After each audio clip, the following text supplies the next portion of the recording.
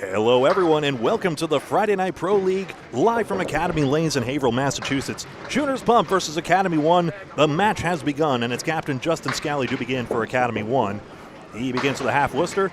Jason Gauthier Jr., the top average of Shooters Pub, starts with a 3-2 split. My name is Greg Gouillart for Candlepin Bowling Network. Paul Grant will be alongside very shortly, doing some important business at the moment. Such a tricky version of bowling this is. Roll 3 balls, play the wood where it falls. Strikes are rare, it's a game of spares. That's how it is here in northeastern North America. And we can see the difficulty of it as even the headpin isn't a given in this game. Scali wants a few sticks, but will be displeased to start with a 3, so actually JB begins with the mark. Happy birthday, Greg Gouillart. Oh, shucks. Mike Moore and Jeff Surratt also today. Again? We'll see Mike Moore with you, Top 5 Candlepins Cancel Live Show at Buffalo's Bowling Center, April 4th, 11 a.m. Roll-off start this Tuesday, March 3rd and March 29th. Register Candlepins number 4, cancel.com. Happy birthday, Greg Gouillart. I'm no longer twice your age until next year. Hooray! Thank you, David and Irv and Nico, for the kind wishes. Yeah, I ordered your cheesy garlic bread sticks for your birthday and your drink. Now we're just making it. You kill your Sky Bar already? Oh, yes, I have consumed it. Don't worry. Scali trying to work out this spread eagle here. Less than 1% chance to convert. And that's a good shot at it, but the money's going to stay safe in the bank, and Gauthier spares. You know, Justin Scali's team, the captain Academy 1, they're 11th in standings. They're not out of a playoff spot. We'll see that in just a moment here. Scali's third ball takes a 10, and now we take a peek in at the playoff picture. It's week 25 of 35. It was supposed to be 20. We were supposed to have 24 down. 24 technically. But snow being what it is, Shooters Pub in 5th, Academy 1 in 11th. Now the 24th week was snowstorm was made up last week before the position round, May 8th. Season ends May 8th, now it ends May 15th. Position night, May 15th. Finals at Millis and Lions. It's interesting. Academy 1 is 12-4 in their last matches, going by the match points, which I'll explain in a second. Shooters Pub, none of their last 16. They lead early. Josh Riopelle starts with the 4 horsemen right. 3 strings, 2 points per string, 2 for total, 8 in all. So 8-0 is the best you can do on any given night of the Friday Night Pro League, and that's what determines that win-loss records. I mean, Shooters averages 575 plus in points, average per string. Academy's 565, just under 566. But 6 teams are lower average than they are, yet they're 11th. 4 teams 6 to 10 and 12th seed are all under their average, yet they're 11th. They lost a lot of tough ones this year. They're trying to change something up here, and one interesting thing as Rio takes an 8 to start off is that they're actually starting on the right-hand lane. Originally, they had actually started on the left-hand lane, so they would finish right. They would go first and put the pressure on their opponents at the end. This time, they're going to switch it around. I'd give a shout to Josh Rio, the realtor. He's actually donating $500 to Campus for Cancer every time he closes a house. So you go to Josh Rio at SimCity. It's Josh Rio, R-I-O. Josh Rio Sims, S-I-M-E-S City at gmail.com. Josh Rio SimCity, S-I-M-E-S City at gmail.com. Sorry to step on his plug there. Steps out the 10, and he's got a good chance here. Scott Douglas bundle of 5 on the right side.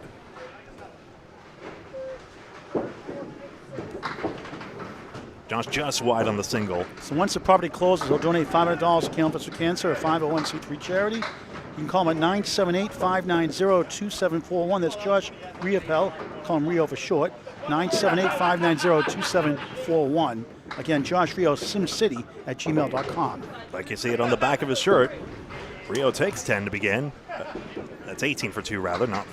And speaking of birthdays, Josh Rio's birthday is 1 week before mine in July. I like those July birthdays. No offense to you, Greg. Mike Moore and Jeff Surratt and others today. Today's my day, gosh darn it. That's right. You're calling all 3 strings today, right, Greg, for your birthday, right? Yes, please. All 3 strings for Greg, play-by-play. Corrado Pani, the captain of Shooters Pub. That's out of Exeter Lanes. The second team out of Exeter Lanes, though, hoping to be very much the first place. Brand new pins there. What a great owner in Rob Ficarra, seeing one of the best in the business. Shooters Sports Pub, award-winning pizza. They do everything there. And Kevin, thanks for subsidizing on the budget. About a 23-plus donation streak at this point. I got to check the numbers. Thank you again for the $5 super chat. Much appreciated. Jeff Walsh, 3, 4, and 6. Scott Nichols, Anonymous 385, Missouri Meathead. Sally Sprout from Idaho. Charles McCarthy Sr. from Wyoming. Howdy. Wayne Petty, great to see you from Michigan. Pani just wide on the diamond. Dave Lester as well. We have Irv Keogh, Nico Poor, our social media creator from St. Louis, Missouri. Chance to gain here for Shooters Pub. Yes, +3 for the captain. Well, I'm all ready for the main states tomorrow. Main states, 9 a.m., 2 p.m. local time, 10 o'clock Atlantic, 10:30 for our fine friends in Newfoundland. Whew. Main states, 4-person teams, 2 men, 2 women. Candlepin Bowling Network on YouTube has live coverage all 4 shifts this weekend from beautiful all-play bowling. It's actually all-play from Entertainment Center. In Belfast, Maine, there's $1 for Jeff Walsh of Bulldozer. I was going to say, what had you distracted there? The lemon drop, the second pin right, the second left, $1 optional for Candlepins for Cancer, 5 on the mark, 10 on the double strike. Pani the 4-7-10. They're deliberating the wood here. It is high up there. Hard to say if the angle's if the pin is too horizontal rather than therefore the angle's just a little too severe. Left side of the wood, good shot spare. Corrado B+ Pani, C- his Facebook name. I give him a promotion, I call him B+. He approved it. Corrado B+ Pani. Makes the grade with that shot versus an 8-box. And just like that, he gains 5 pins on the pinning and now a mark. And I'll team with $1 later on. He's looking for $1. We literally have 2 His jars. pockets are empty. We have 2 jars. That's convenient. Where's his deck? Just enough to cover bowling. Where's That's Joe? it. Where's Joe? Yo, $1 next time. I mean, in fairness, I usually get stuck with a wallet in my right pocket, and there we go. The bucket up front, Jeff, too, you know. Yeah. Cory Aleci has heard on Candlepin Corner, starts with the half Worcester. Dan Legge. Very solid bowler he is. He's got a 9-drop. Luckily, Jeff, I don't charge interest. Had a lot of promos to get out of the way. I'll get into bowler stats on the next go-round, let's say. I've got a whole bunch here, too. Splendid. Aleci needs an out. Legge's try for another shooter's mark, just to the right. Each side missing a single pin, even Steven, I guess. And same spot where Rio got away. Aleci for the out. That's 7. Half a mark gained again. So all play Belfast, Maine. 8 synthetic lanes since 2014. Opened up 2014. Paul Dyer, Lynn Dyer, his wife do a great job. They rent it. Now they own it the last 2+ years. We did a fundraiser called Save All Play last year. Kept them in business. That fundraiser raised over $2,600 to help them stay open. And now we're there for the States. After a year off doing the States, there tomorrow morning and Sunday, 9 a.m. and 2 p.m. Check it out on YouTube on Candlepin Bowling Network. Aleci right down the middle. Ooh, hit the 2-pin as well. What a great break here. Legge takes 4 out. And it's those synthetic lanes, they fly in Belfast, Maine. They fly. You take it right out of I'll tell you in just a minute, actually. Aleci got it spare. First one for Academy 1. Legge good try, no go. So all play 8 synthetic lanes. They have pool tables, pool leagues. They have great food. And the Dyers, a generation of families there. Peyton Dyer, good young bowler coming up the ranks. Around 20 years young, his daughter. And that funky, colorful lettered font as well. Yeah. Legge back-to-back 10s. That was host of the first 3 main money matches where Mark Karish had a 3-house records that day. Main money match 3 available on YouTube on Candlepin Bowling Network. That place flies, and the Dyers have a lot of passion for that place. So it's Police Sport All Play in Belfast, Maine, next to CS Fort Maine. Brian Fuller Jr., the 4th best average in the Friday Night Pro League this season. 1-8 and still a 10. Dane Sullivan most recently appeared on Candlepins for Cancer TV show, Splits. Always in the running. He's been there several times in the ladder. Fuller, yes, it goes. Interesting to see how each pin went out there on that one. And I believe Dean has the most appearance between season 1. We took over in season 2 also. He's been almost every year in the ladder pretty much.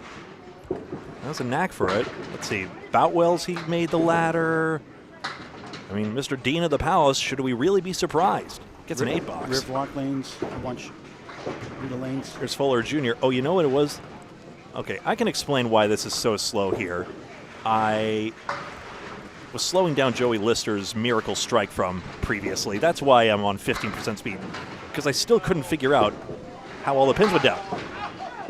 Meanwhile, he's got a 9-pin drop here. Excuse me for the troubleshoot. That's 19 through 1 on the first of 3. Academy Lanes, Pub 125 Haverhill, Mass. That will not happen again. Fuller, could you make another mark, please? I wasn't looking. No. I wouldn't want those to strike when you miss it. Pretty when this one goes, Dean just off the angle. Wasn't there for a 9, so they've list 2 singles. One on the other side of the ledger also. What could have been. So Shooters Pub will have the lead here after the first few. Sullivan takes 9, and we take another score check. So I do the updates too, or do you still do them? Yeah, you can do it here. I can tell you it was 2 marks to 2 in that last pair. Wilfred Hayden, happy birthday to Greg Gouillart, rightfully so. And mine's 5 months from today. Mine's July 27th, 5 months from today, exactly. Let the countdown begin. We switch sides every 2. Gauthier on a spare fill. It's 5. That's right, Wayne. He was in Portsmouth against Scott Lapierre in the ladder. One of the Tsunami to keep both right. Scali coming over 2. Guess not. Mona Lamar from 1710 Sports in Augusta, Maine. Hello. Must be rooting for Jason Gauthier Jr., the other Maine bowler, formerly of Western Massachusetts. Mona bowls at a 1710. Now, if you take it right outside 1710 Sports Center. Good shot. Scali comes back for it, and he's on the board. Make about 3 blocks to start the match. Perfect sense, a 10 in the spare. So if you take it right out of all 1710 Sports in Augusta, Maine, Market Smith and Carrier's place, Belfast is 45 minutes right down the road. It's like 1 turn, and you're right there. Beautiful place. All play Belfast, Maine. There we have it, the 1, 2, and 7 taken out. Hall of Famer Judy Bowden on tap this weekend also.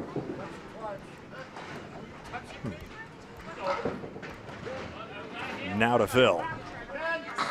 Justin in there. Here comes Wood. 5 pin. Goes nowhere. 8 Phil. So now completely even in that match with that flurry. Gauthier Jr. did well to get that out, but now he's been outfilled on the mark, and Justin can get another one, but he's deflected by the wood. JP's average 119.39 away. Overall, 120.18. The league records go by away average. Justin Scali, 111.81 away, 111.42 consistent overall. Trying to come back from that injury last year. Has done pretty well. It's the 171 and the 439.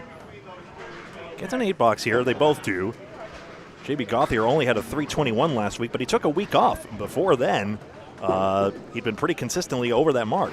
And Justin's the high series still at 439, I believe, and 171, one of the top 5 in scores. Top of the shop, JB Gauthier's 417, the second highest of anyone. He has 2 400s in the year. Scott Douglas, 10 pin. The twist of Scott Douglas, tough year. It's about 118 or so, a year or so, down about 8 points this year for some reason. Away even worse, 10 down under his average last year, 110.3 overall. 147 single this season, 395 high triple in the Friday Night Pro League. There's the 10 pin covered. Rio got 4-7 with Wood and should be able to respond here. Same corner. Yep. Bulldozer! And Bulldozer gets called. Wait a second. Josh Rio averaging 113 away and 111.63 overall.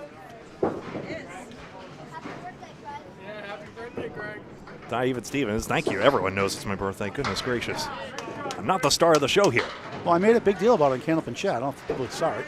Wait up. How dare you make a fuss? 5 Phil for Douglas. He's right. It's my birthday. I get like 1 like. You get about 50 likes. Nonsense. Everyone loves ball. 2, 4, 6, 10 evens up for Rio. 1 more on the Phil. That center column is noting head pin accuracy. Scott Douglas, for example, 4 for 4, but with 2 splits, the red bricks. Scott Douglas has won 2 Cancel Ladder Series also, but the Variety Pack ones. Ooh, Rio just a little too full on that one. Otherwise, could have gotten the cut across. Scott Douglas took out the worst possible pins. He was twice accurate, but gets a 6 instead. Thank you. When you going to celebrate tomorrow night, Greg, with your wife? Oh, yes, I am. Actually, I'm going to one of Scott Douglas's favorite places. I won't say the name. I don't want people following me around. Wendy's? But, Wendy's? Little more interesting than that. No, we're going velo banding, puzzling. It's a good old time. Even got their water bottle and everything. C- or whoever you want, whatever you want to call him. B+ is his new nickname. He approved it. B+ gets an upgrade. Well, maybe he might be upgrading before our eyes here. No balance hand stuck out there. He just keeps it tucked in. 5. Walsh gets his arm way out there. 1, 2, 7, 9, 10. I'm looking forward to the 3-hour sleep tonight and a 3-hour ride to Belfast tomorrow morning. Oh boy. Wow, that's an upgrade for you, isn't it? I've gone further, other than Canada. Old Town in Old Town, Maine, Clark Cardamino's house. That's 3 hours, 45 minutes away. Minus ends up down 1 on this one. 2-7-9, the baby high-low jack.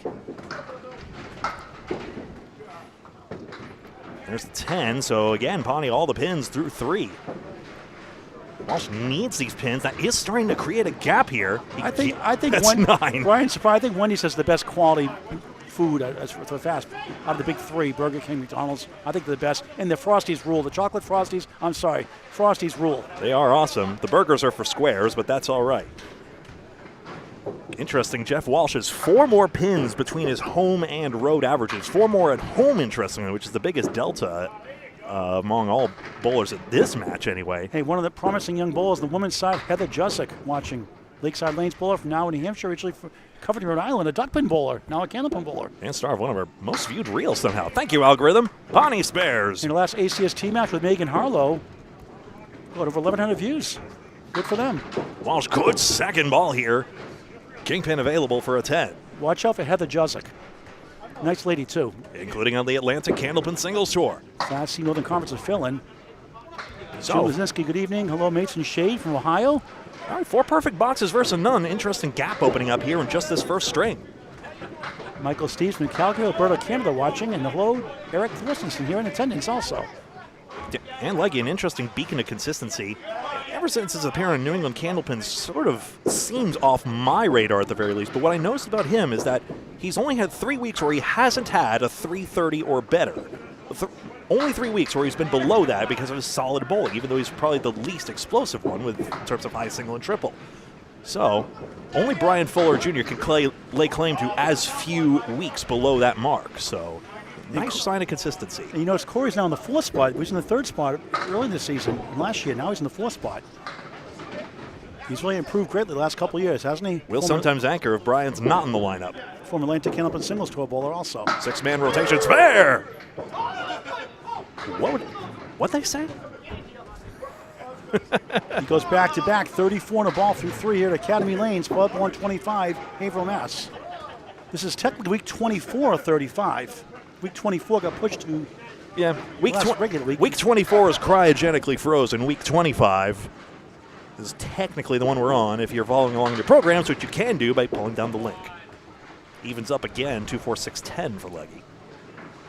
Aleci spare fill, Academy 1 in the lead, and now 9 more. 43 through 3 in the first of 3. The home team trying to climb up the charts in the top 8 spots before the season's end. It's an interesting. Shooters Pub has been the better pinning team right now, but suddenly, big opening. And what's great, Greg, this is the first time in 5 years covering the Friday Night Pro League or so, 4 or 5 years we've been doing it. Woo. That's been this close standings-wise. It's all bunched up. Ooh, that went somehow or another. And he gets 3 in a row. Fine out for Legge on the other side, but Academy 1 is storming. Didn't catch that, but that was unorthodox. Fuller Jr. and Sullivan now, 15 pins, the gap. Already, they have 14 on the board, unless there's a mistake there. Let's see if they fix that. We'll see. Yeah, 182 to 96 is the official score. I'll check that in just a second here. But first, Dean Sullivan hammers. First strike of the evening. Bombs away, baby. I have to say, as a commentator tonight, Greg. You gotta. You get the play-by-play for your birthday, all 3 strings. You gotta get one in there at least. Gotta get it in edgewise. Gotta get a bunch of Maine this weekend in Belfast at all play. Diamond, good shot. Fuller Jr. on an odds against spare to respond to the Sullivan shot. One more look at that one on the other side. A scoreboard on your screen is live, though again, question of if I am off a few on my side. We'll see. Dean averaging 114.44 overall, 117.3 away. So they gave him a 10 box in that last one. I'll just go with it. Here they come. Oh, no double. Just 9. So now my scoreboard is up to date with theirs. 1, 2, 9, and 10 for Fuller. I don't know how the 9-pin goes in this situation. 1, 2, 10 I can get, but gonna need some sort of deflection to get to the 9. Sullivan wayward, another single away, and it's a 9 fill.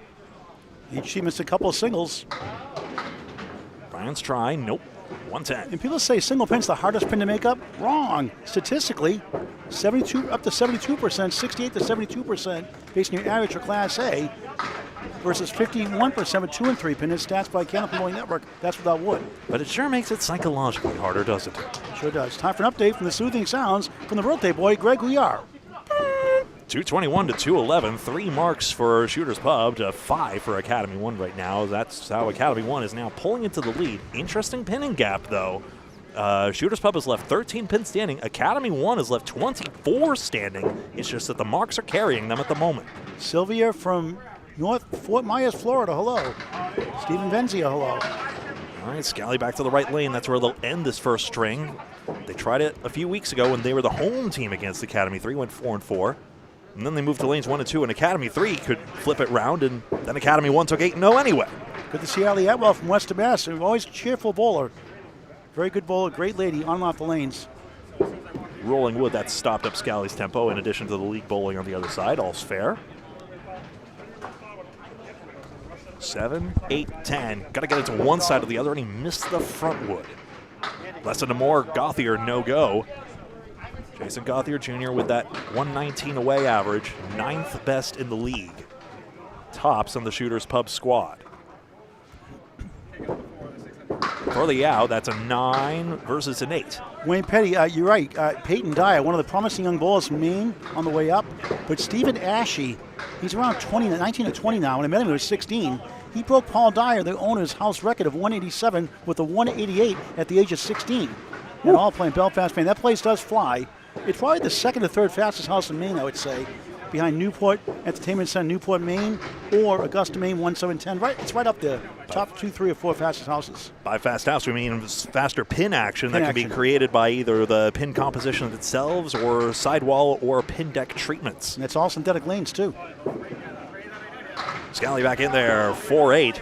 He likes his roller coasters, has had some low scores, but also the league's highest triple, as Paul mentioned. Great to see our good friend Jeff DeLazy Little, former Class C Atlantic Candlepin Singles Tour champion, now in the top 6.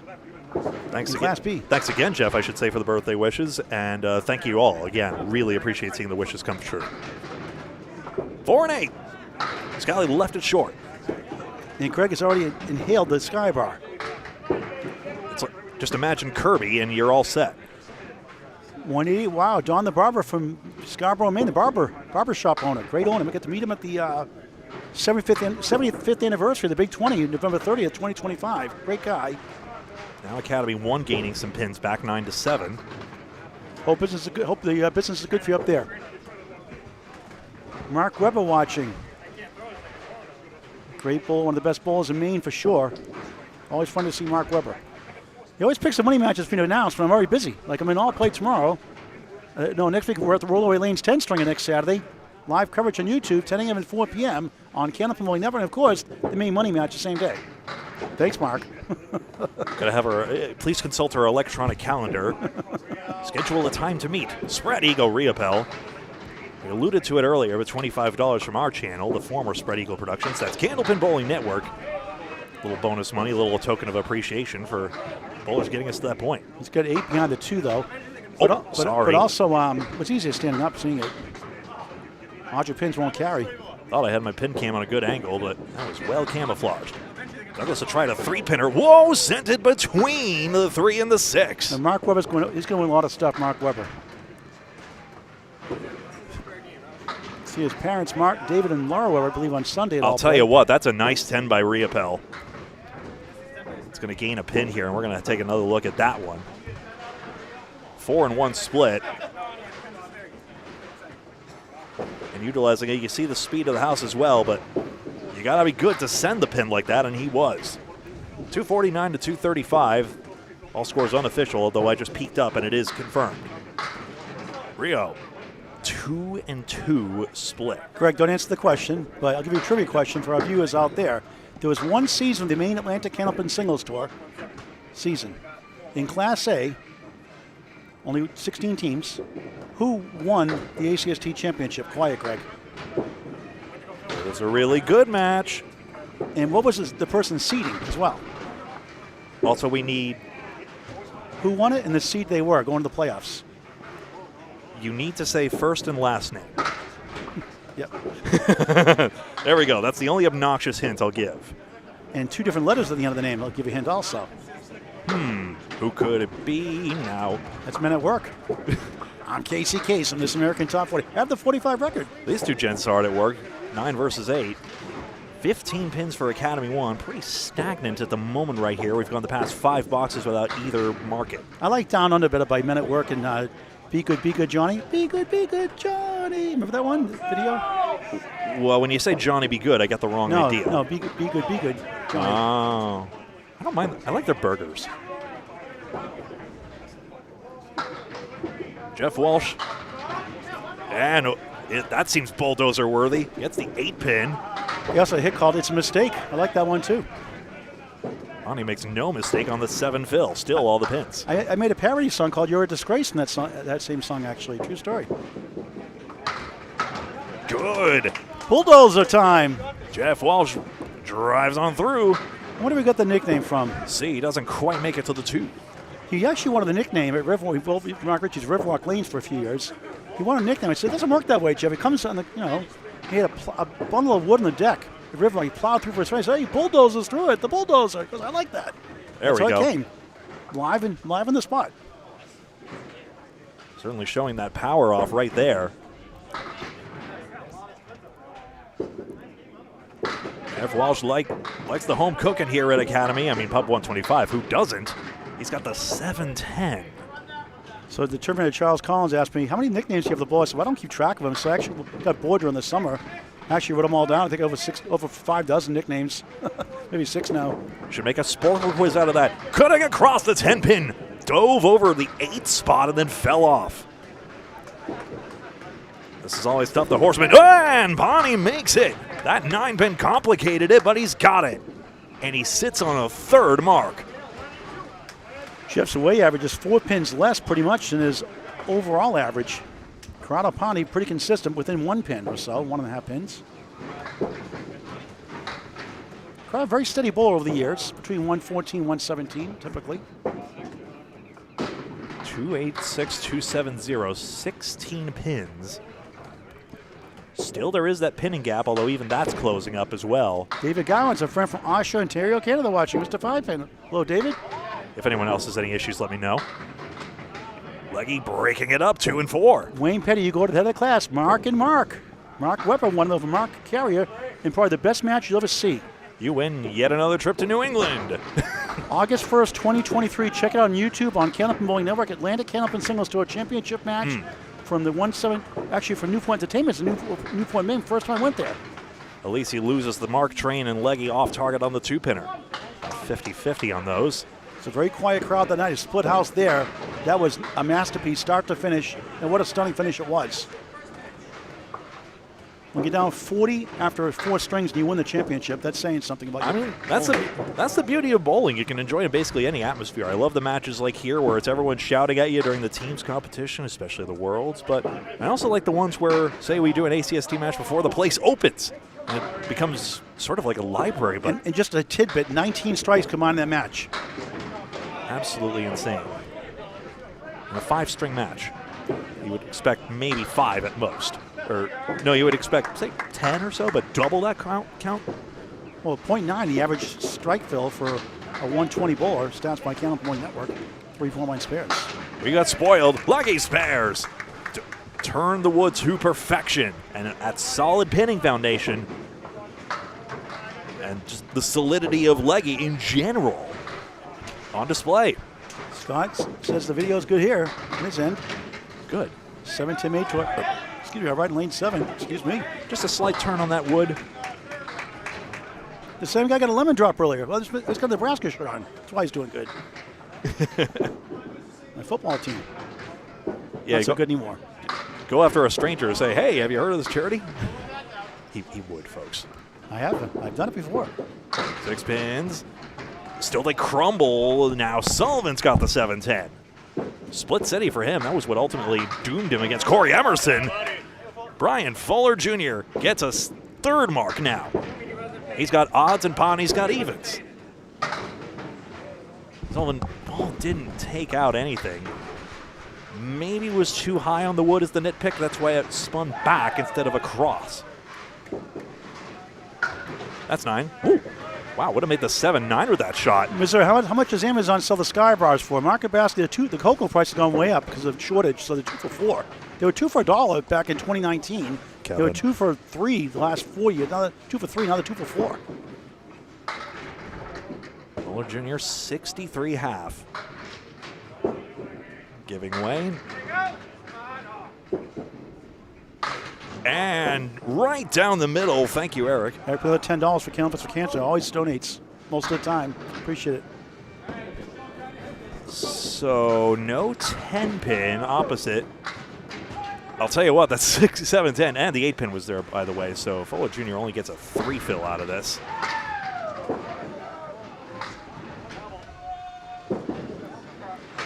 We saw C make this one earlier.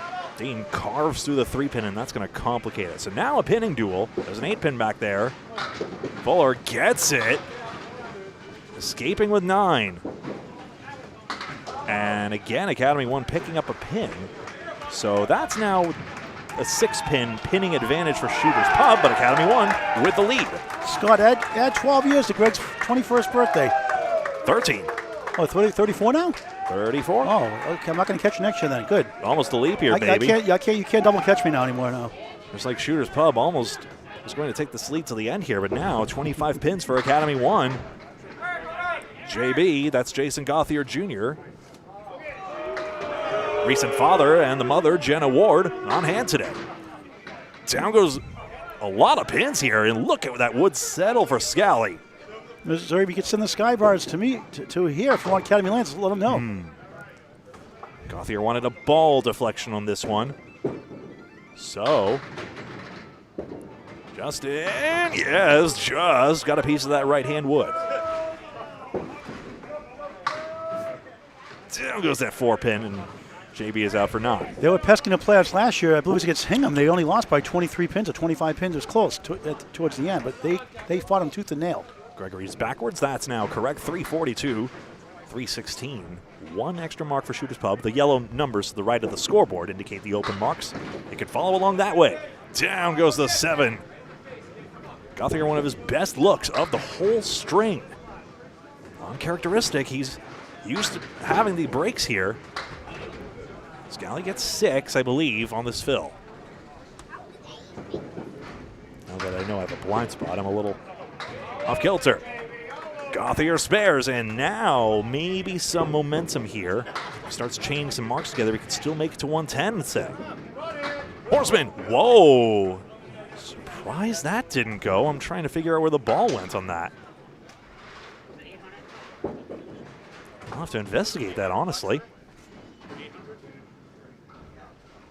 Trying to get the rest now. Over curls a bit, 9. Trying to figure out here why the horseman didn't go. It looked like a perfectly sensible ball. Oh, it's deflected around the 4-7. Harsh. I'd like to thank those who donated to Candlepins for Cancer, a 501c3 charity. Already in 2026, Greg, $3,000 January paid out, $3,000 paid out in February, $6,000 in 2026, up to $113,000 paid out overall. Please help out by going to Candlepins number 4 cancer.com via Venmo. Candlepins number 4 cancer.com. You can also send a check. Address on the website at candlepins4cancer.com. Checks out to Candlepins FOR Cancer, 3 words, and not .com. Candlepins number 4 Cancer, our little marketing moniker, but Candlepins FOR Cancer, the official name. Spared, Scott Douglas, 1, 2, 7, and 10. A bit of on a head pin drought there, but Rio getting the mark to match it.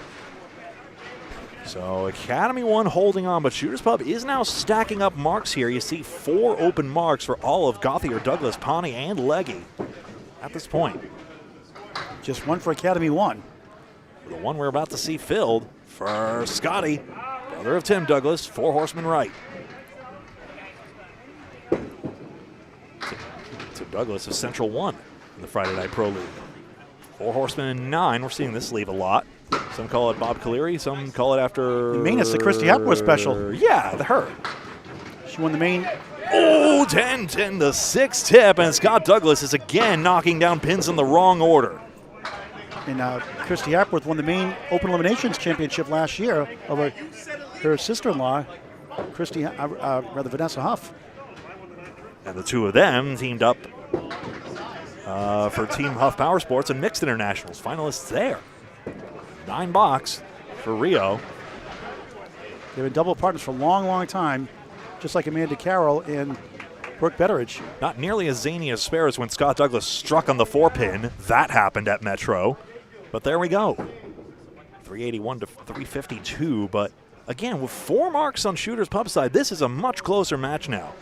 Starting to pour it on. Eddie Haskell, good to see you. Back to Greg. 7 for Pani. Sorry to step on you, Paul.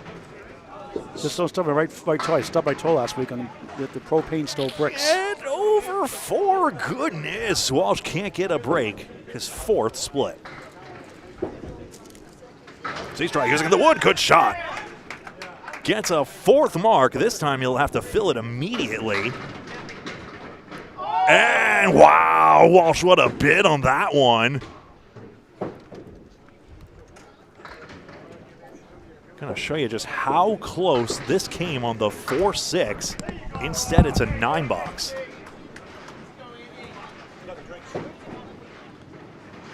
You see, he was trying to use the wood, gets on the left side, and I tell you what, the wood turned at the wrong time. Otherwise, Walsh was on the highlight reel for sure. Nico deprived of content, alas. You are watching Candlepin Bowling Network. Please like the video, hit that thumbs up button if you're logged into the platform of choice. That way people know that the Friday Night Pro League is live. And the action is getting good here. Fills are coming on, and Walsh is now telling bad beat stories about all the splits he's getting. 7-10, 3rd box, I think he said. And again, he's got a piece of wood in front. Pani didn't make his. Red line, push, push. No bulldozer action this time.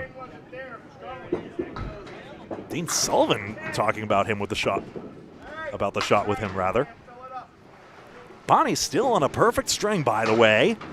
Walsh takes 10. That's good pinning for him. Had a rough start there, but now it's just a steady diet of 9s, 10s, and that spare. 34, Kevin, would you believe? Thank you. Dan Legge. Mentioned that solid bowling he has. Got his head pin, 9 drop.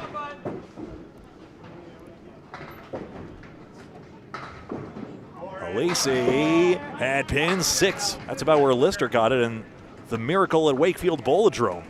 Hit it on that left side of the head pin, and they all still collapsed. His opponent misses the single, and now Aleci can claw something back here for Academy, because actually they may have lost the lead. Now it's an even match. There's the 10. Paul Grant not around to see that, otherwise you know what time it would be for that. 410 to 405, but an extra mark in hand for Shooter's Pub. So really 5 pins. You see the yellow number to the right of the scoreboard. That contextualizes the lead. Legge just 2. What sits there on the half Worcester? Not every day that happens. Aleci loading, spinning, winning, 7. It's the high-low. The high-low jack, alternatively. Skinny mini on the head pin. Legge needs an out on the triangle.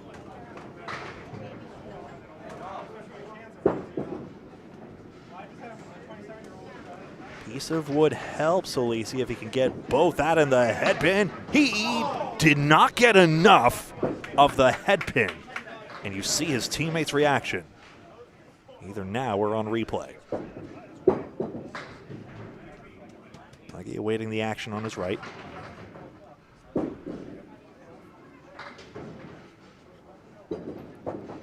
There's the 10 box. Again. Solid bowling, 10 box. And the reason this Aleci shot didn't go, I'll show you again. I want to show the misses if they're constructive. He just didn't get enough of the head pin. Did he hit wood first, I wonder? Yeah, he hit the wood first somehow, and just the deflection took hold too soon. And that's why the head pin went next to nowhere. A devastating shot for the men in turquoise, or aqua, or something. Dean Sullivan in black and burnt orange. Anyone notice the Philadelphia Flyers changed back to burnt orange? You'd have to squint to see it. Oh, this one, spread eagle plus the 5. W leave if you see it from overhead. I call it anyway. Can't even call it a split, although there was a discussion on chat there about, gotta call it something. That's a great bid on it. Made a 3 and 2 split. But alas, not all the pins. Fuller the 1, 4, 7, and 10. So those 2 marks from Gauthier and Douglas are going to become very interesting if status quo holds, because that may put Shooters Pub back in prime position. Fuller picks 2 sticks here against his opponent.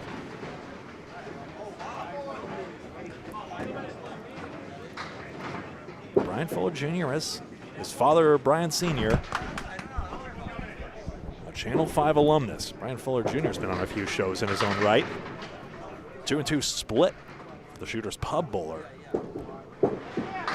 Into the head pin. Down goes the 10. So in a match that's virtually tied, there we go.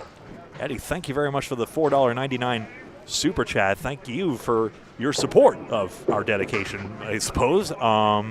Thank you so much. Every little bit helps out. Mostly a labor of love what we do here, and we really appreciate even just the kind words, even just you guys watching. It really helps out. Oh no, the wood deflected away. So thank you very much, Eddie. 10 strings tomorrow, 10 strings tomorrow. 2 shifts, 9 a.m. and 2 p.m. Same thing on Sunday. Main states, 4-person mixed teams from All Play Filming Entertainment Center in Belfast, Maine. Now the tip of the wood spins in for Sullivan. But when you play on exactly the cap, the ball deflects away, and that's what cost Academy 1. 446 to 433. 3 marks to 3 in that last pair of boxes.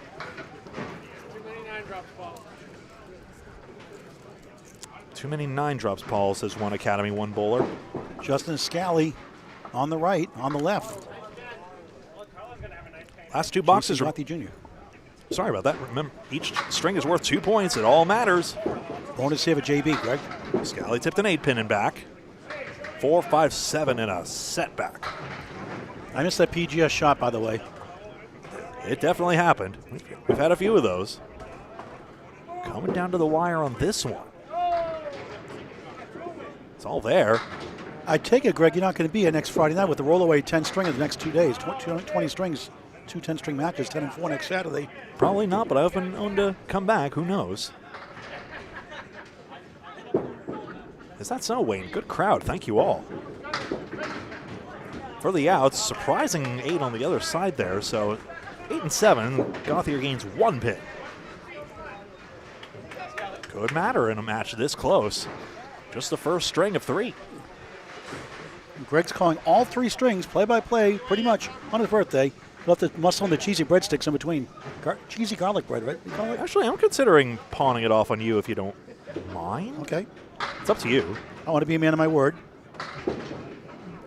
I owe you one, so. I might actually take it easy on this next one if that's all right. Okay, sure. We have come to a spoken agreement, folks. 5 and 7 for Gauthier, 1, 8 and 9 for Scali. Didn't really step on your toes last week at the listed double strike. My apologies, Greg. It's a tradition as old as time. Yell at the double strike as loud as possible. We all did it. Oh, 1-8. But still, thank you very much. 5 and 7. If JB tips the wood, or does he try to just go straight at it? Just cut it. No. The spot was obscured, unfortunately, so no spare for him. Question of a stick. 5 pins minus the Shooters Pub mark. That's coming up. 10 and 9. I believe that was a fair shot. This is the naked eye. In which case, it's 4 pins. Who knows? And all Academy teams are on the road next week. So that means I'm going to be either at Central 3 at Millis, extra at Metro. If I can get Alex Pat to help me, I'll be extra lanes, number 2 seed, 3 behind Central 3. After the sweep position round at Metro, Aaron Fontaine's team. That'd be a good one. 2-3 matchup. That'd be the preferred matchup we can. Rio's bowling has been solid like Legge's has on the opposite side. 3-1 split for him. But here comes Scott Douglas on his second mark in a row, and he drops 9. Shooters Pub with the lead.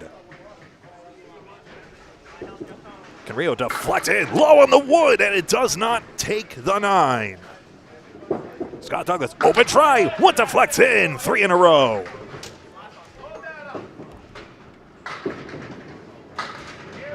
Gets grace from the fallen wood. Josh Riopelle, another well-pinned box, but settles. Take another look here. So it was low on the wood on Rio's side of things, and unfortunately the ball wasn't in the area of the 9 nor the wood action because it was swiveling towards the 5 instead of the 9 and back. And there you go. Shooters Pub up by 2, make that 1. Josh Riopelle cutting the lead in half. Big strike, Phil. A lot of pins hit, but only 5 actually go down for Douglas. Yes, Douglas with 2 S's, thank you all very much. Rio with 2 balls to throw in just a moment. Well, Scott Douglas have 1, just not the 10 pin. So a big opportunity now. The pins for Shooters Pub's turn haven't come up yet. That's why the lead disappears from the scoreboard. Good string. It's 10, 117 for Scott Douglas. Gauthier at 100, Scali 98, so the leadoff spot was a wash. Rio with 2 bonus balls could tie the match if the fill is 10. Waiting for league action to his right. If you both get set at the same time, it's right of way, not left of way.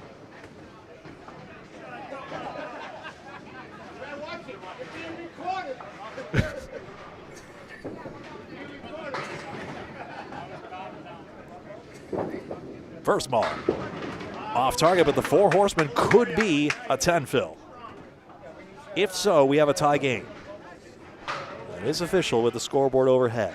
3 bowlers to go after this. Pani's been the best of these. Shooters Pub has been on a cold streak, would love to get this match. The fill is 9. Josh Riopelle, 115.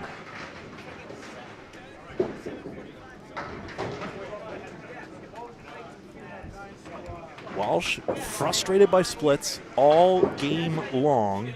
It's 5 of them, in fact, that, as you see there.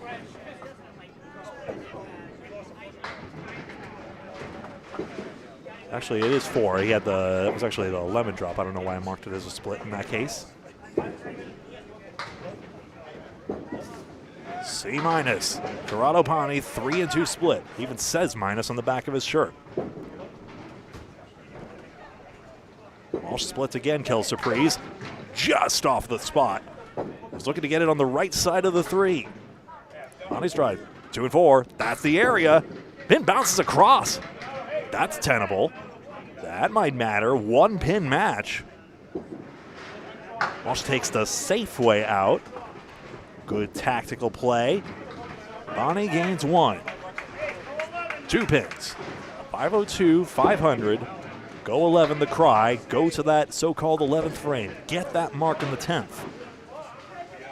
Instrumental in Rio's case, which makes this match just a single-digit margin. 4 pins for Walsh. Now he makes a split at the wrong time. On 8-4, tips. Wood turns around maybe too much, or does that provide the perfect target for the 6 to aim at?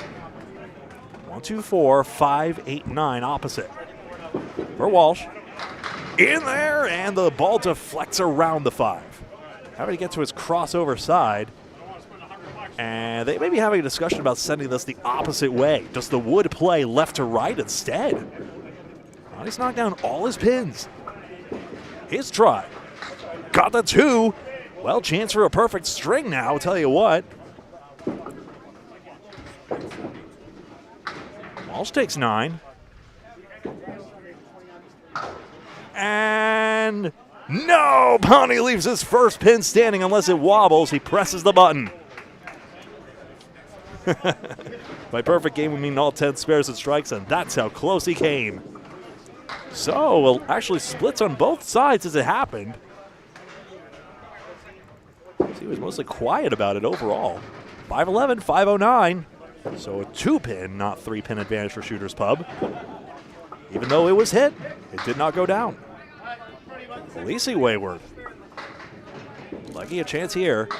Gets head pin and drops the 4 for a strike. Shooters Pub back in front. By a significant margin this time. Aleci splats into the head pin. 5-pin at least gets over, thank you.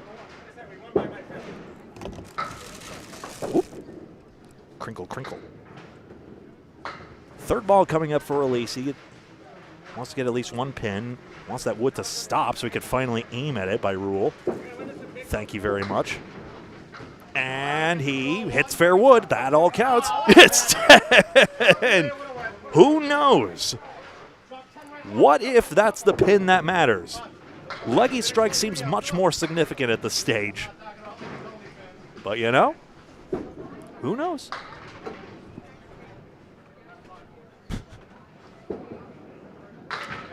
Cory's got a strike right back in the 10th.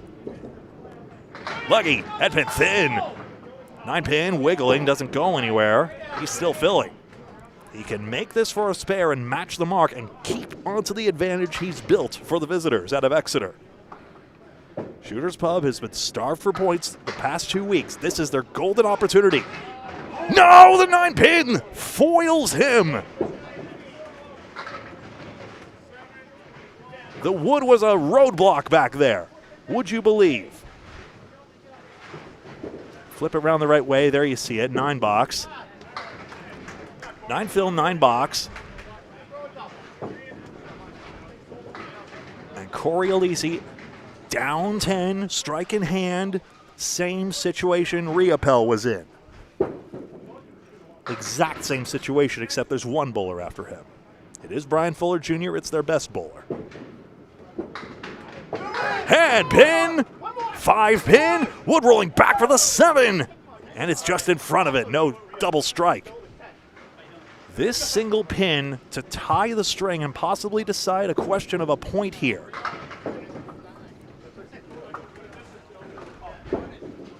One bowler to go after this. Tie ball game to the anchors with 2 boxes to go. How many matches, Greg, this past season or 2, we've seen so many tight matches like this. It's been fun. Well, we are fun maxing this one, folks. Pin and gap, by the way, Shooters Pub has knocked down 9 more actual pins, so the pinning is consequential here. But Academy 1 has been outfilling them at the moment. Fuller splats head pin check mark. Dean Sullivan on his head pin much more than not. It's tailing away, and he's left a triangle. I think one match, a money match, I think he had 32 head pins. If I'm not mistaken, it was 32 head pin hits in a row he had. And they lost. Fuller does not get the wood, which looked poised to sweep it all. Triangle for Sullivan. That 8-pin tipping was good, but he's lost it out of his hand. Pin in question again. It rang around. Both missed chances. Sullivan had the better odds. Not that so-called PGS. There's one more for Shooters Pub. And now the pinning gap has given Shooters Pub the lead. Every single pin could decide many a point in this league. They were 10 apart in average or so coming in. Who knows? Does Fuller have a mark in him? 5, 8, and 10, and the wood looks a little too high unless he can leverage it. It's rolling, though. Sullivan has some work to do here. 1, 2, 9, and 10, not an odds-on leave at all. Does Fuller have a way to this 10? Just wide of the 5-pin. There is still a pinning question. Sullivan clinch with a spare or a 10 box? Sullivan, it's 8. They're tied. Shooters Pub is up 1 right now. 10 versus 9 would tie it, for example. Fully needs the 10 realistically. And he's got a 9 box. 1 to win for Sullivan. For the win, it's good. Shooters Pub takes string 1. Who says pinning doesn't lead to winning? But unfortunately, Academy 1 outpinned them, like you said, Greg. The marks helped the difference. And Dean Sullivan's, despite the 101, good enough to win it. The first 2 points for the 5th seed on the 11th seed. Extraordinary. So, yeah, 14 marks to 13 for Academy 1 in that last string. But in typical Academy 1, Greg, they lose another close one, another heartbreak by 1 pin. Get that scoreboard in a proper view there. And now a middle string of 3. We didn't pause for the identification. Let's pause 8.8 seconds for station ID from the birthday boy, Greg Gouillart. Hi, it's my birthday. You're watching Candlepin Bowling Network on Facebook and YouTube. Thanks for making my birthday so special and making our day special by supporting these great bowlers. Please like and follow on Facebook and subscribe on YouTube so that we can do it all again on another week and another week. Back to the top order, second string of 3, the middle string of 3. 2 points for a win, 1 for a tie, 2 for total. Jason Gauthier Jr. from Norway, Maine, home Mark Hollywood Smith. Trounces right, 3 right, 4 left. Justin Scali, the captain for Academy 1. 1, 2, 4, 7. Gone, spare! On the outside. The Rick Kamelski special in Millis. Long-time Friday Night Mixed League teammate for years. Before I got injured, that's why I'm doing this instead. Who would have thought? Who would have known? JB and 9s. That ties the match. Anything up for Scali for the lead. So JB got stuck on 100 there, but a lot of splits to blame on that one. So 5 splits, he'll try to overcome that. This kid's a rising star from Western Mass initially. Hooks it left. Towns down. Knocks down 6. 1, 3, 6, 10. Tongue twister. Scali on the spare. Actually, that was spare villain. It's 3. 13 through 1. Just a little off balance at the line there. 4-pin lead in the string, 3 in the match. That's how close it's been. Scali stays low to avoid lobbing. JB denied the horses on the right. That's how tall he is.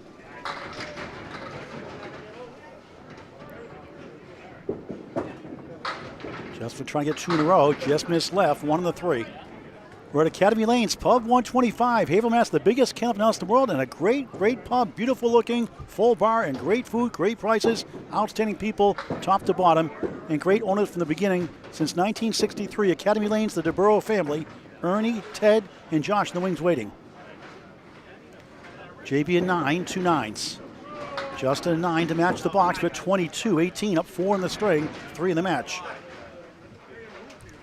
Please give a shout to Greg Gouillart's 34th birthday. He still won't trade years with me. I'm hurt. Yeah. Well, it's nice to double up, but we're not playing poker, are we? Buddy Laura, good to see you as always. Scott Douglas with that 117, a 3-mark chain as well. Josh Riopelle, 8 for 10 on the head pin, got to 115, including with that 19 box on the end. Willie Merrill, good to see you. And Alex Patton, we need you next Friday night, Greg. Exeter Lanes and Metro, 2-3 match. I need you next Friday night. Greg's not available. He's got 2 10-stringers of rollaway Saturday morning he's going to get ready for. Unlikely, anyway. I'm with you, bro. I'm with you, Alex. We can do it. That'd be great. Home match for you there. PD Mass. 4-2 washout. The 4 go, the 2 do not. The twister, Scott Douglas, the tornado, Tim Douglas' brother. He's the twister.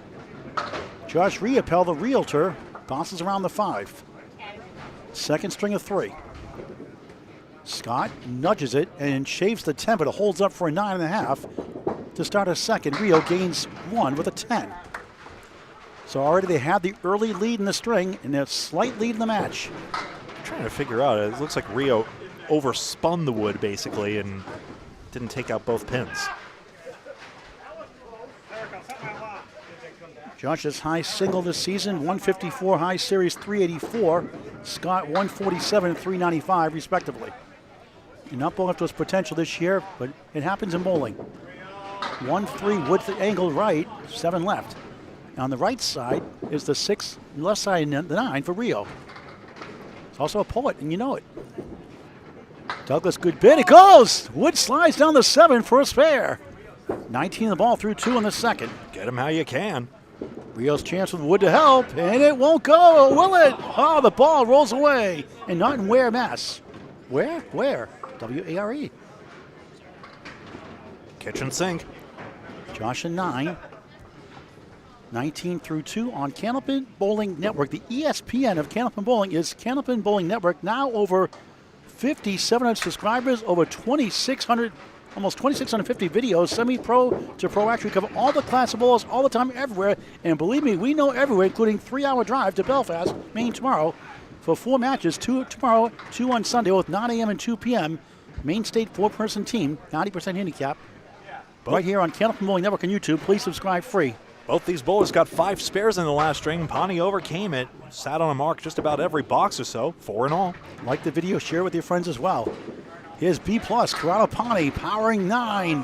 4-pin holes, wood charging in front and behind. The bulldozer, Jeff Walsh, takes 9. Coming back for the 3, a little nibble. Holds up.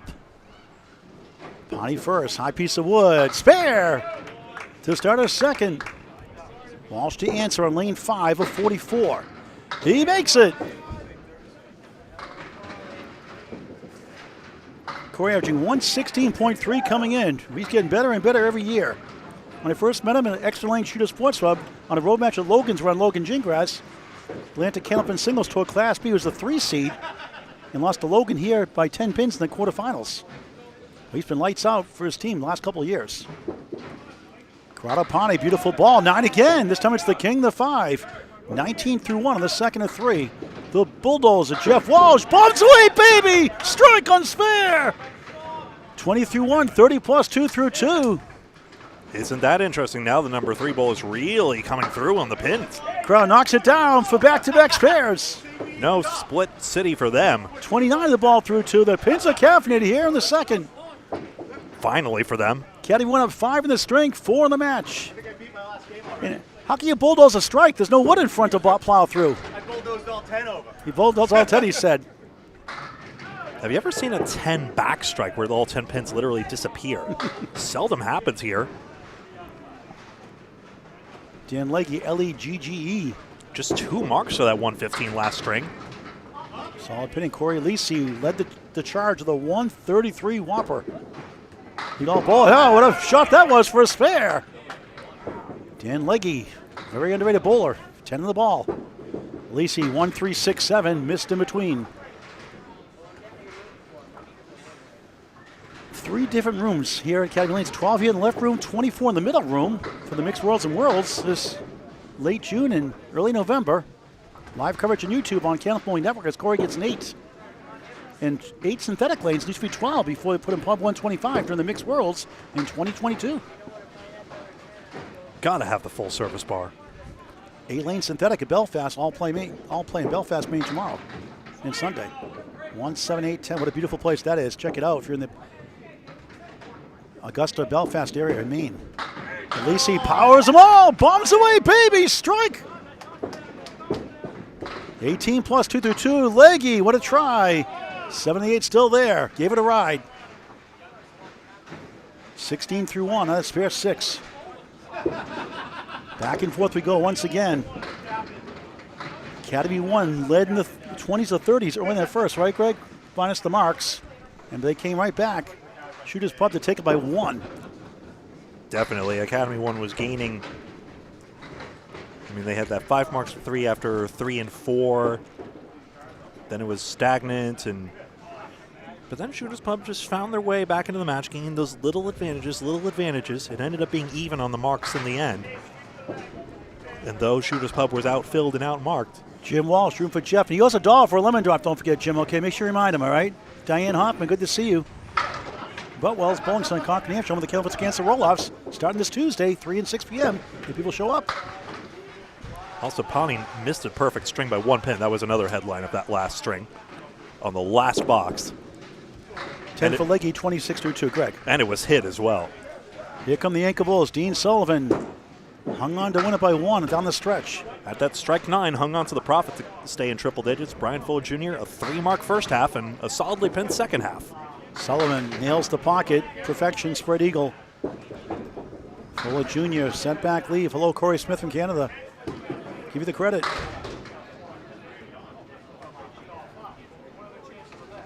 Sullivan trying to slice it over. What a try. Spins back and gets all, but the wobbling 10 almost down. It's 9 and 9/10 going down. Not quite. 7 holes left. Try to use that wood in the middle for potential 10. He's going for it, and he gets the 10 to go finally for a 9. And Fuller gets one back. Wanted that last box in the first. Gets that one he lost in the first. Back here to start the second. Shooters Pub now leads the string by 2 and 3 in the match. 2 marks for each side. Academy has 2 strikes on the board to 2 spares for Shooters Pub. Sullivan crosses over 7. Wiggling outside pins. 5 left, 6 to the right, 3 the object in the middle. 1-3-6 for Fuller Jr. 45% chance for Dean, 51% for Fuller Jr. Stats by Candlepin Bowling Network. Brian has the old Lafayette Lanes house record high single, 224. Dean's turn first. He missed again to the left. Fuller for a spare. He missed the head pin. What a great sport for any age. Candlepin is cool. It's unbelievable. Get the word out. 102-year-old is bowl Candlepin. Young kids, everybody else in between. Never too late to join Candlepin Bowling. Most accessible and most challenging. Yes, indeed. Dean 10, 19 through 2. Brian at 10, 20 through 2. In fact, in Maine tomorrow, a bunch of new bowlers in the Maine state for the first time tomorrow and Sunday. Greg, with the update. What a delight. 4 marks, 2-4 in that last pair of boxes, so we're pretty much even Stevens to this one. Just a couple of pins, though. That's all it took for Shooters Pub to get the first 2 points. Remember, 2 points per string, 2 for total. Ties split the points. And points determine these standings. That was going into today. Shooters Pub could overtake Academy 2 if they do particularly well. Justin Scali, top of the order. Nobody on a mark. On the 10 pin. JB, the Christie Appleworth Special in Maine, will be tomorrow and Sunday for the Maine States 4-person mixed teams. Gorgeous all play in Belfast, Maine. All play filming entertainment center technically. 1-2-9 for Scali. 6-pin holes for JB. Are you lanes? Are you a center? Are you an alley? Oh, you have to ask you a question. I could not attach that on the Candlepin chat today. As Scali, nice pickup for a 10. 32 through 3. JB at 10, 28 through 3. How do you make an attachment like an all play? It doesn't, when you type in all play and Candlepin chat, tag them, it doesn't pop up. So I found an all play, 2 words instead of 1 word. I plug it in for now, but it doesn't come up. It shows the one in Waldoboro, Maine, which is now Sammy's Entertainment Center. Huh. How do you fix that? Maybe they have to be members of Candlepin chat. Tech support? I have no clue. Scali, 6'10", 7 left, helicopter in flight with the wood. Millennials helping with technology. 5-pin left up for JB. Jason Gauthier Jr. I'm hardly an elder millennial like Eliza Schlesinger, but still. Scali can't get the 7-10. JB on the king for a spare. 38 in the ball through 4 in the second of 3, the middle string. Just trying to get 2 over par at 42 through 4. I'm curious where he hit that pin. Let's see if we could get a look at that after this. On it for a 10, 42 it is. Just checking. Yep, that's wood first. It counts. So next Saturday, March 7th, Greg and I will be in rollaway lanes, high flying, one of the fastest, probably the fastest in Massachusetts, Mike Corrado says. Those pins fly. Have you been there yet, Greg, to rollaway? Never have I Oh, ever. it's in for a treat. 10 string is 2 shifts, 10 a.m. and 4 p.m. Register Candlepins number 4, Cants.com, Candlepins 4, Cants.com. Walk-ins are allowed. You can do your mini Easter Classic Bowl, 2 shifts you'd like. Got to get that Western Mass coverage. Bob Lee usually would do that, but he ended up in Maryland somehow. We have 3 bowls instead of 4 now for bowl shifts now. Check out the latest Duck Pins Forever reel if you want to see him in action. Or hear him, rather. Josh Rio, 3-1-1 split. Scott Douglas, twister, 6 in the fill, 25 through 2. Good bid by Rio, 7-10. No wood, no luck. Douglas light in the head pin, 2 in the 4. Alex Patton, no pressure. Friday night, help us out if you can. Metro hosting Extra Lanes. That'll be a good one. Could be a potential second round playoff preview, May 16th at Millis and Ryan's. 9 for Rio, 1 better for Douglas. Josh 28, Scott 35 through 3.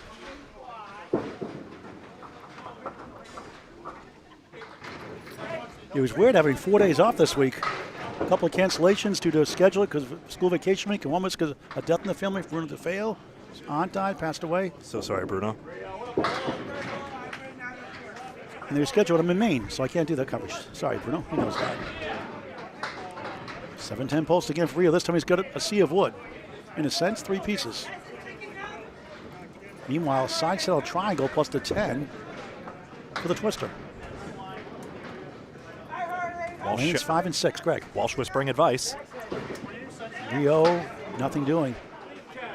Even further right somehow, maybe? Douglas, logic pins, won't carry. Wow, straight full somehow.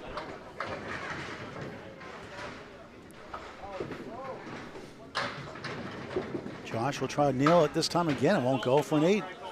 36 through 4 in the second of 3. Scott an 8 to match the box. 43 through 4 on Candlepin Bowling Network. The Bulldozer Jeff Walsh, spare strike start. Corrado Pani, C- Facebook name, elevated to B+. Spare 9, spare. So Shooter's Pub with the extra mark right now. That's the reason for their slight advantage at the moment. Walsh on the right side of the 1, just 3, but he's on a strike. They shook up which lane they started on, did Academy 1, trying to get something going. Pani 9 again. 3-9 drops, leads to 2 spares, maybe a third.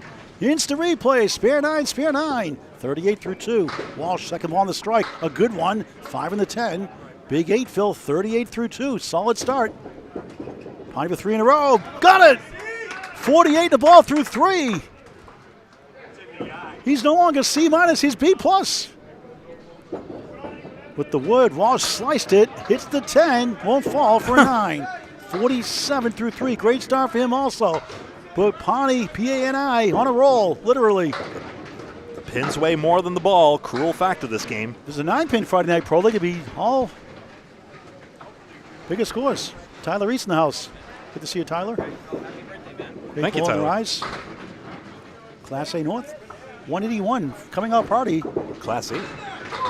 Oh, look at this. Pani, it's supposed to be 9, Corrado. It's 8. What's up with that, Corrado? Come on. What's wrong with you? Throw a harder ball. 3 9s now, an 8 drop. 56 through 3. Walsh, I like the wood, though. 3 6 10. 7 8 left. Can he pick it up? He hit it too light. Another spec, it may have gone. Oh, and then we have to get the ball off the plate. Oh, brother. Corrado 7 8. Woods in front. Woods to the right to sweep of another mark. He will tap the 7. It won't go. Too much wood sometimes, a roadblock. They'll try to get the 66 through 4 for Shooter Sports Pub out of Exeter Lanes, Exeter, New Hampshire. Well, that's going to be a tricky ball to retrieve depending on where it settles. By the way, we'll take another look at why that shot didn't go on lane number 5 while it's retrieved. Hey, Rob. Huh. Rob. Stumbles on another piece of wood somehow.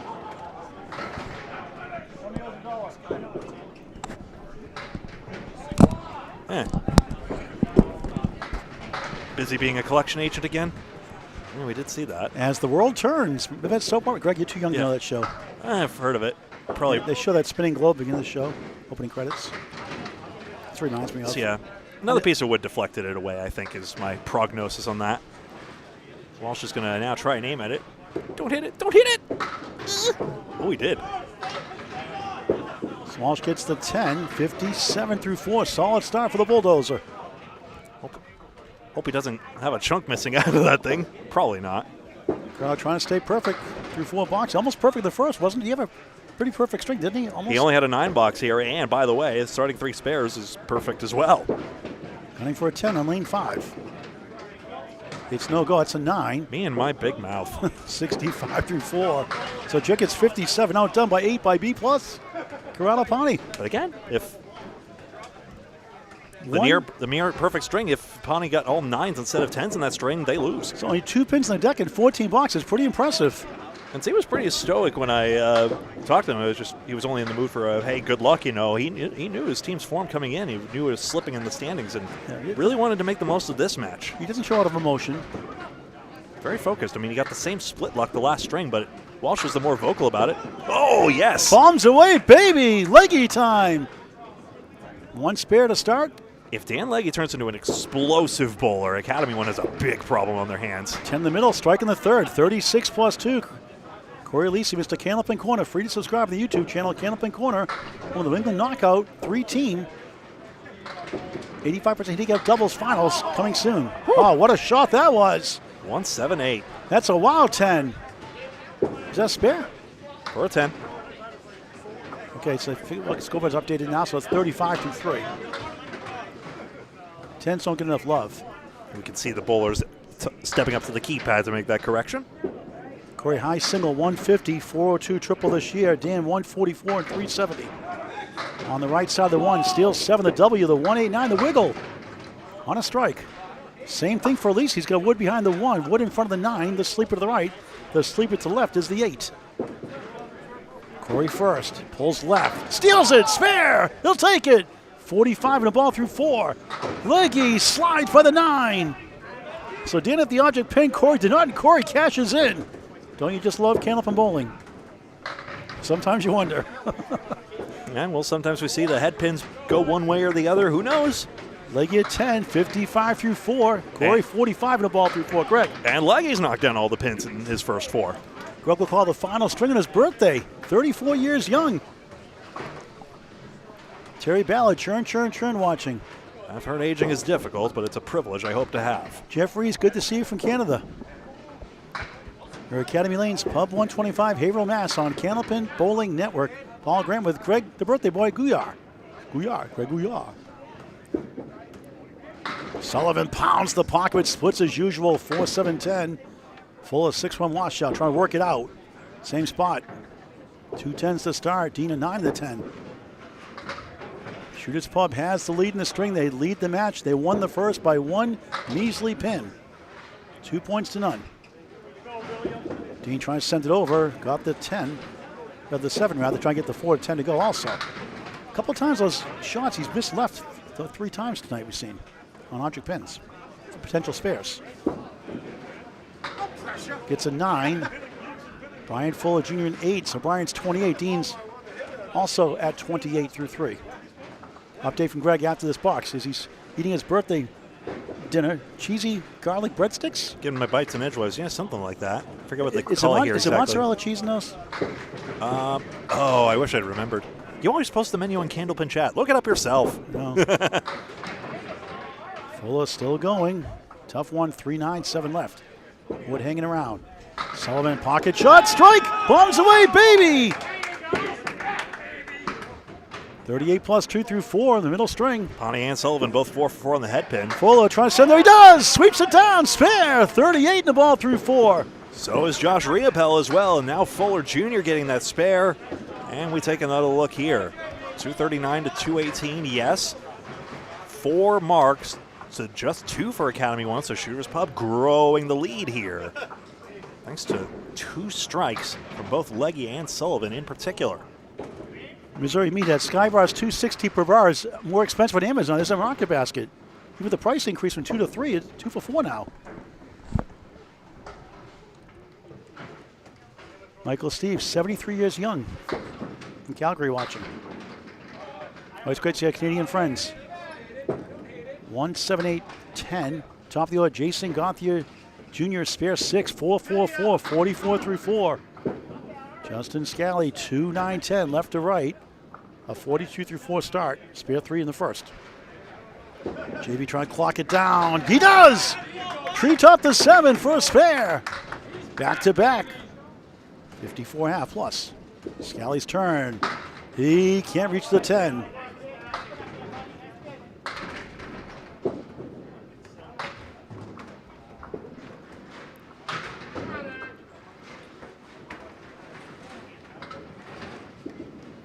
Justin 9, 51.5. So technically it's week 25, but for all purposes, we're going week 24. Week 24 is flipped to the end of the regular season before position round. The season ends May 8th, a week off before the championship. The Ryan's Millis, 8 teams of 12 make it. So now there'll just be no days off now instead. It'll be May 15th, position night, May 16th, the championship matches. Oh no, should I have changed the number on my score sheet? I was not expecting. Numbers are hard. I even got the week wrong once. Spare 6, 60 half for JB. We're about 2/3 of the way through the season. Good bid, slides around the 2 sleepers, 8 left, 9 right, won't go. Justin 2-4-7 right side, 6 middle, 9 left, 10 right. Can he give it over? Puts in the same spot. Just a little off on the release point. The 5th seed won the 11th seed by 1 pin in the first. Shooters Pub. JB a 9, 69 through 6.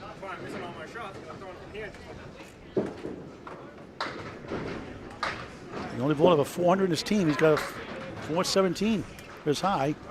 Justin a tough 5 and a 56 through 6 start in the middle string as we're just about not quite halfway through the match. Getting there soon. Right now, it's Shooters Pub in the lead, handily 270, 232. Not a huge lead, but a decent lead. 38 right now, 39 in the match.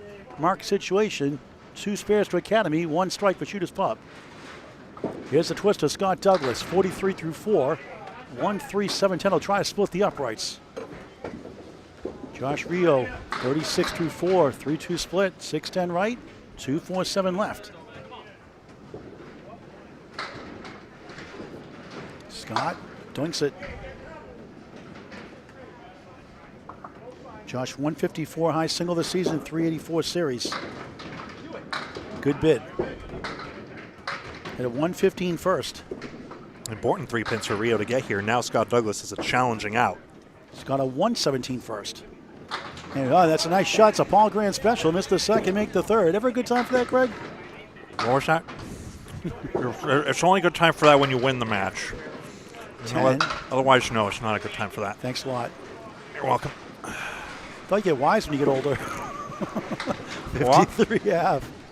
Okay. 9 for Rio, 45 through 5.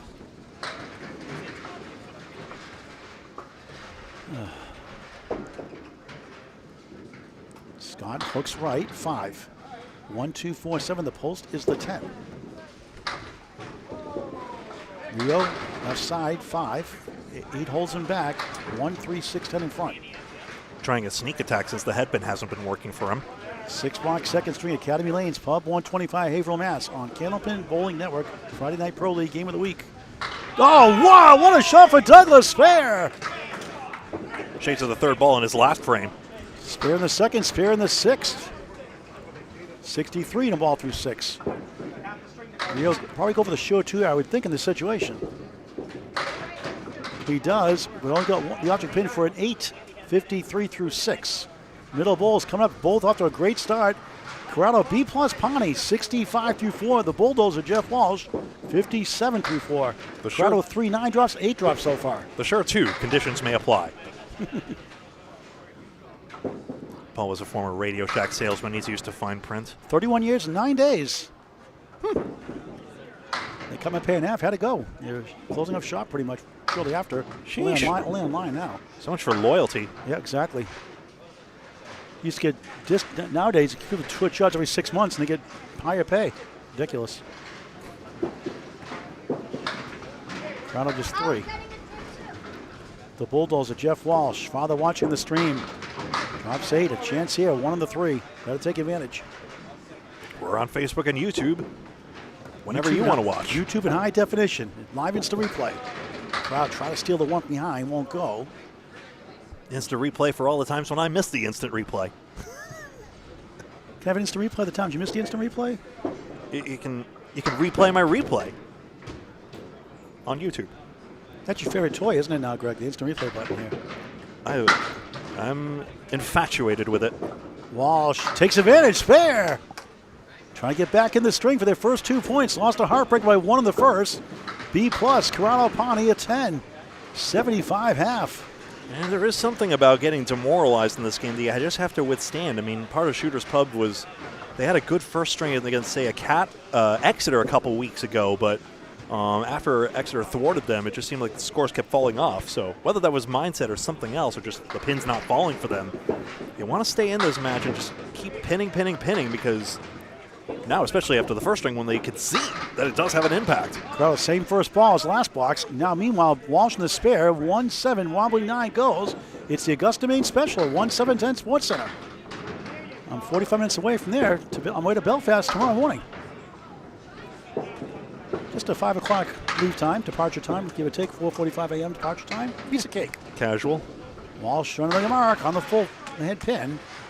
But a 7 blocks in the spare, 74 half. Corrado one better. And Pani takes a 9. Only 3 pins, I believe, on the deck for him overall, I think. Mm-hmm. Correct. 84-6. Walsh, nice 10, and ties them up. 84 apiece through 6. As we have the halfway point of the match now, which means let's pause 19.12 seconds for station ID from Greg Gouillart. Oh, you're spoiling me. This is Candlepin Bowling Network. We're on 2 platforms. We're on Facebook, and we're on YouTube as well. So please, would you please do the social media things that every social media person says to do? You know, the thing with the thumbs up button on it. Could you press that? But either way, just by watching, you're helping. Thank you. I do sincerely mean that, though. YouTube bit better for quality. High definition. Cory Aleci, Mr. Candlepin corner, right to left, 6-9-7. 7 fill, 52 through 4. Dan Legge missed the object pin to 3, and Academy 1 trying to get back in the string. They're hanging around.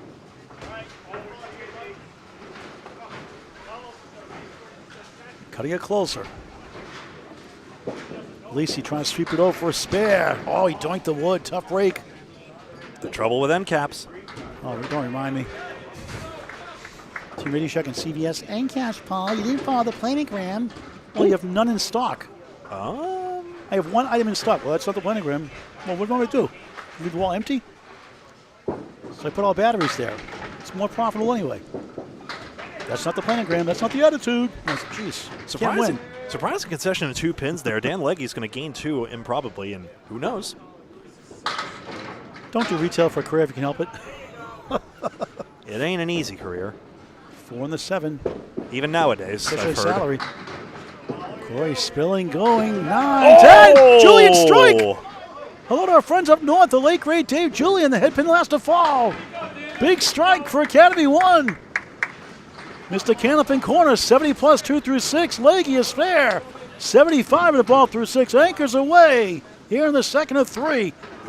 So into the 3-5, then the 2, then the 7, then the 1. Just the way he drew it up. Pull the chain, Cory. Just in case Bob Lee needed another last to fall compilation. I know that was years ago, but still. Cory Aleci, Jordan Britton hosts the Candlepin Corner Christmas Classic. I think it's the 4th or 5th annual coming up this year. And Candlepin Cancer will sponsor $1,000 to the prize fund to promote our charity, helping families going through cancer treatments. Candlepins 4, cancer.com to donate. Candlepins number 4, cancer.com to 501. C3 charity. On a strike is Dean Sullivan. Just like King of the Palace, Dean Sullivan's show. Oh, wow, what a shot. Big 20, spare and strike. Ooh. Fuller Jr., no. 3 in the fill. 41 through 4, robbed by the 9. Dean 48 through 4, 58 and a ball through 5. Bryant takes it down, courtesy of the wood for a 10. 51 half. Next Friday night, we're hoping to have pending Alex Pat. No pressure, Alex. Number 2 seed Dexter. Could be number 1 possibly next week. Defending champions taking on Metro Bowl, Peabody, Mass. That's the plan. The Academy's saying, does that count? He just forgot the talent. He made an eagle. No, of course not. That's what they're joking. 7 left, 6 right, 7-6. The other one's dumb. I'm sorry. It is. It's stupid. Stupid. Sullivan strikes spare 5, 63 half. Have you ever noticed that CBN struggles in the 18 to 29 demographic? It's dumb. Stupid. It really is. Stupid. Fuller trying to bounce it down. Not quite. Stupid meme. Yeah, we could give it a rest if you want. Try and just say the 6-7. Try not to laugh challenge. How about that? The kids love those. It's dumb. I'm sorry. It's dumb. All right, Unc. Go off. If you say 8-6-7-5-3-0-9, Jenny, that's okay. Sullivan clocks the 7 down for a 10. A solid 73 through 6 start.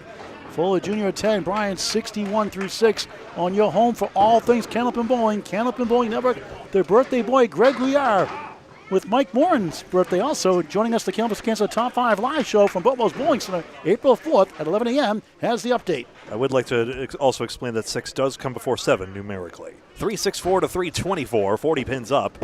1 extra smudge on the board for Shooters Pub, so they are doing much less dramatics at the moment. We did American Top 40 Casey Case, and then they didn't do song number 6 before song number 7. They would do, here's the number 7 song. Here's Paul Davis, I Go Crazy, at number 7 for the 3rd week in a row in 1978.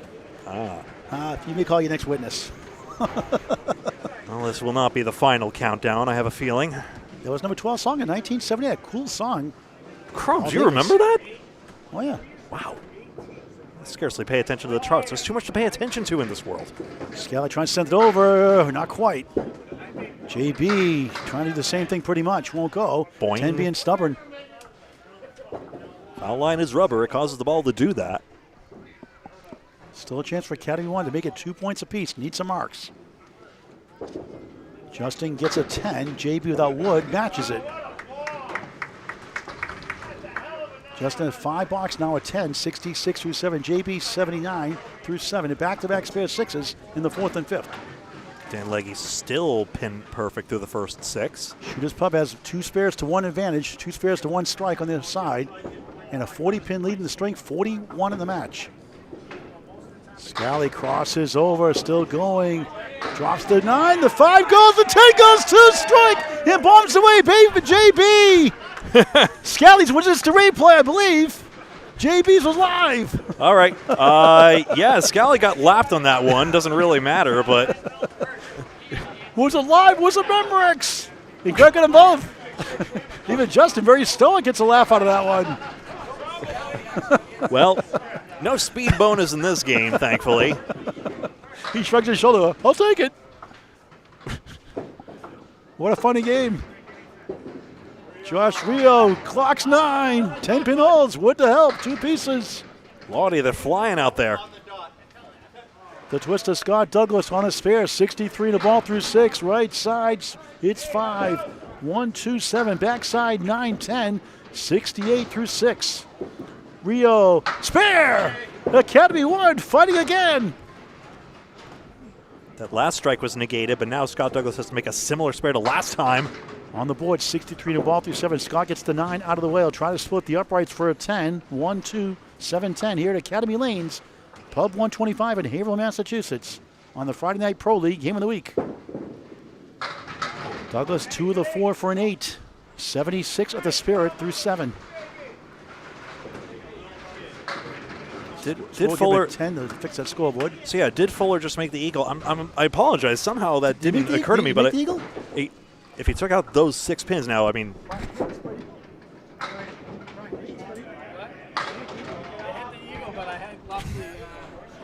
Yeah, he took out he excavated the eagle from it.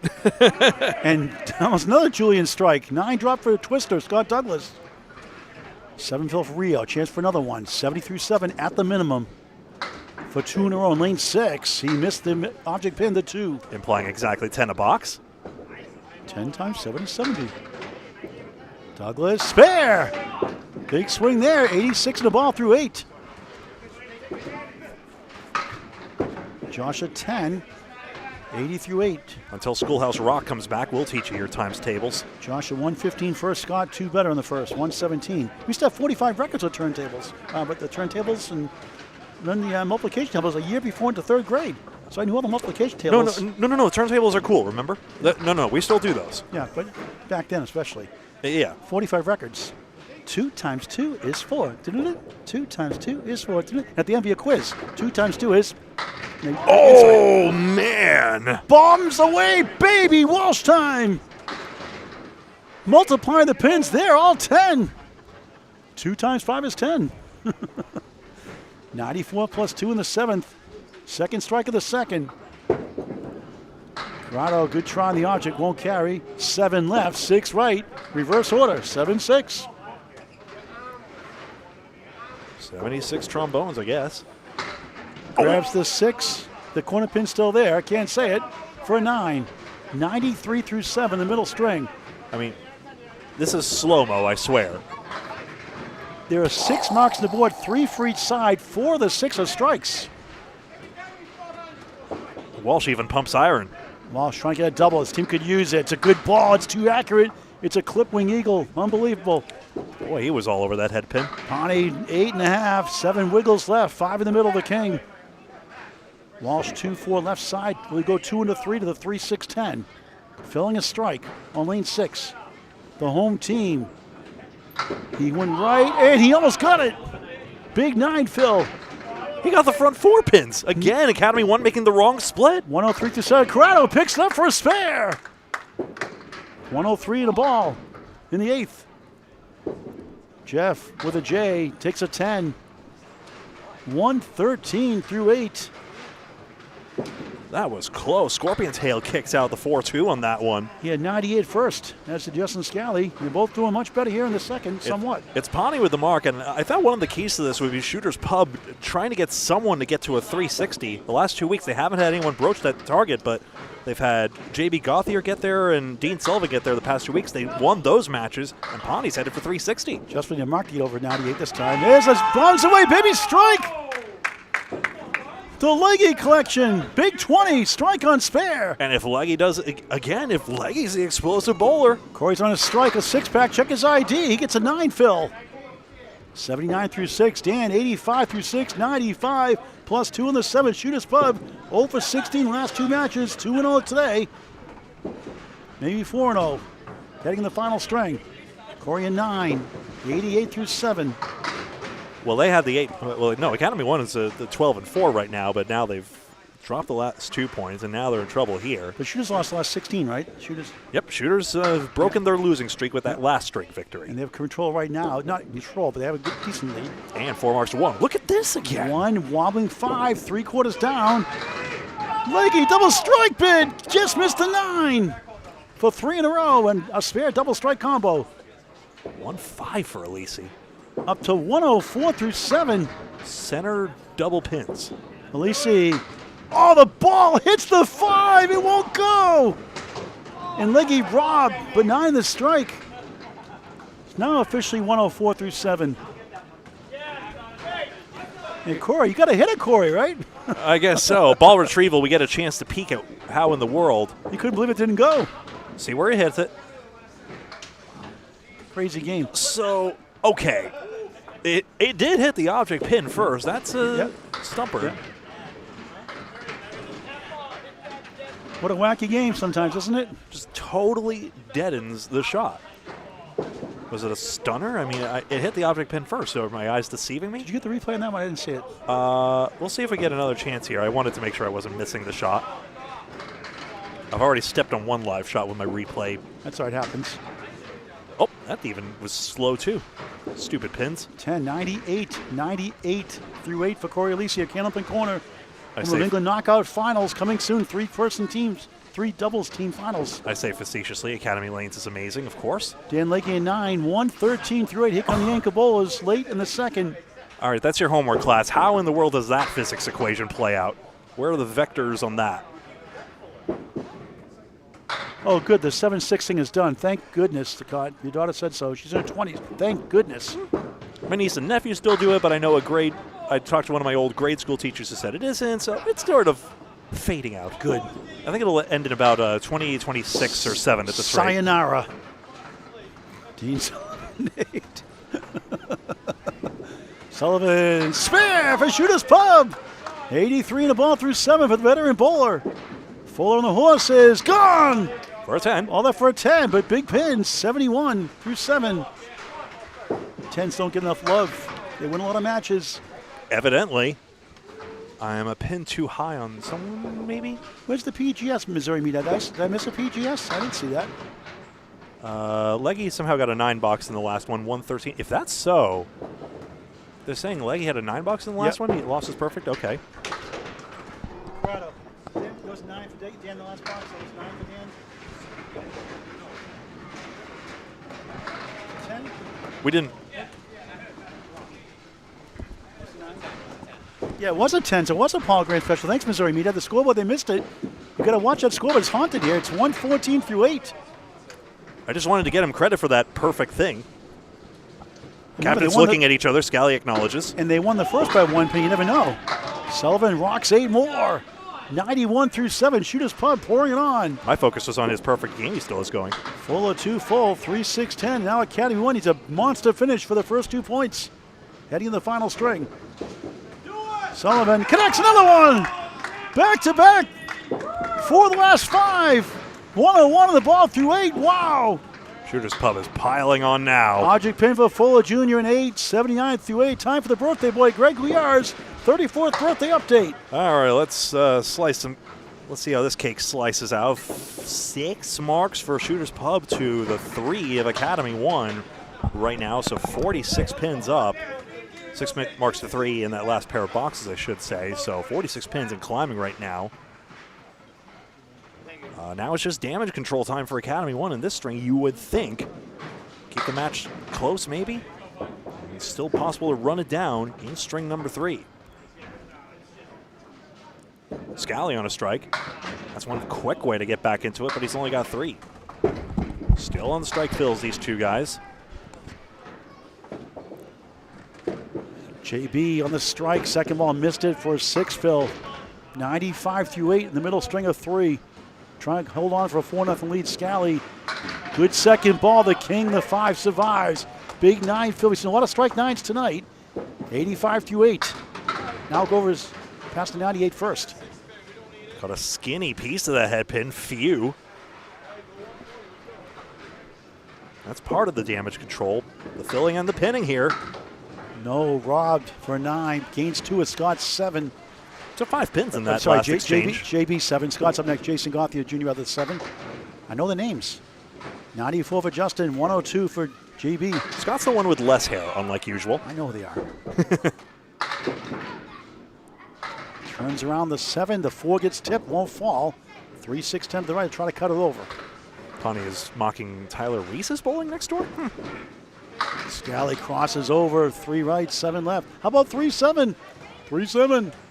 Patrice Bergeron was a great player.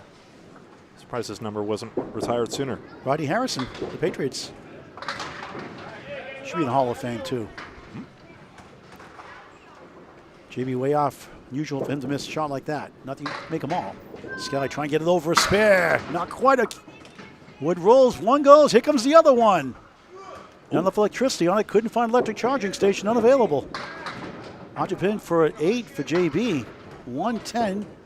Second string. And just 210. Unusual low score for him. 210 through 2. Kevin from Missouri just dying silently every time we make the meme. Justin gains for the 10. 104 second string. 98 first. 202 through 2. Well, not a lot of fireworks out of the leadoff spot as of yet. Shooters pub up 39 in the string. 40 the match. And they got hits in their side. 3 spares to none. They're looking good for a 4-0 lead unless Academy 1 can catch fire. 1 from the twister, Scott Douglas, 86 the ball through 8. Trounces 8. 1 the 8. 94 through 8. The lead balloons. Rio the Realtor. 8 wiggling between the 5 and the 7. 80 through 8 coming in. They got to get all marks pretty much now. A couple of doubles. Give him a chance. Such a gap and such a headpin diff right now, but Scott Douglas has the better of this at the moment, including this leave. Pulls right. Wood won't steal it.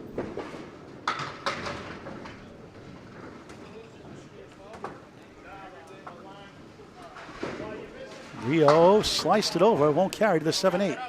7-8. Tenable, though. When are the next Candlepin Hall of Fame inductions? Do you remember? Yes, 2027. Must be known by February 28, 2027. Go to the International Candlepin Bowling Association website or ICBA website. Rio gains 10-9. At candlepin.org.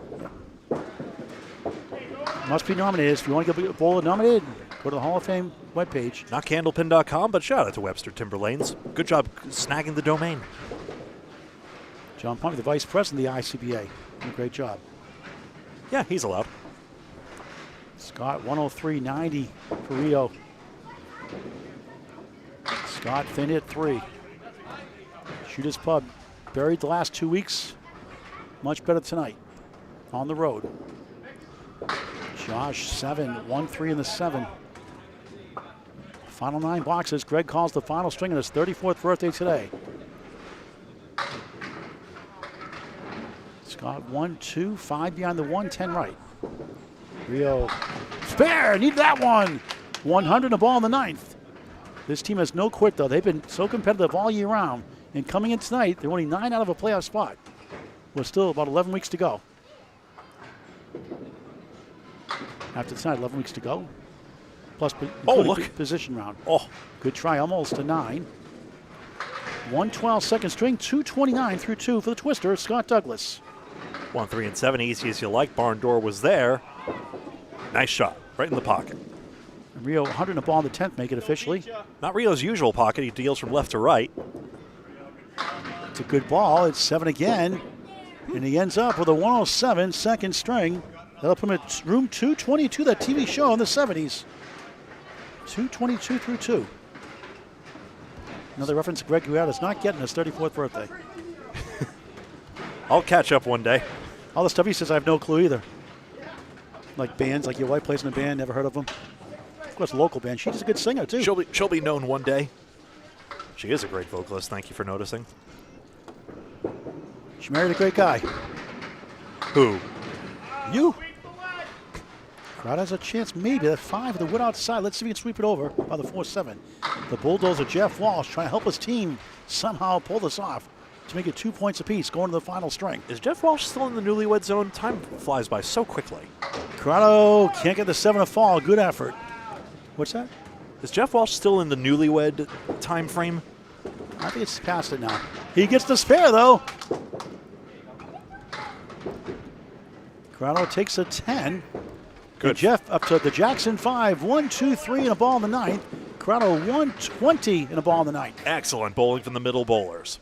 That was a great game, the Newlywed game with Bob Eubanks. That was a great show.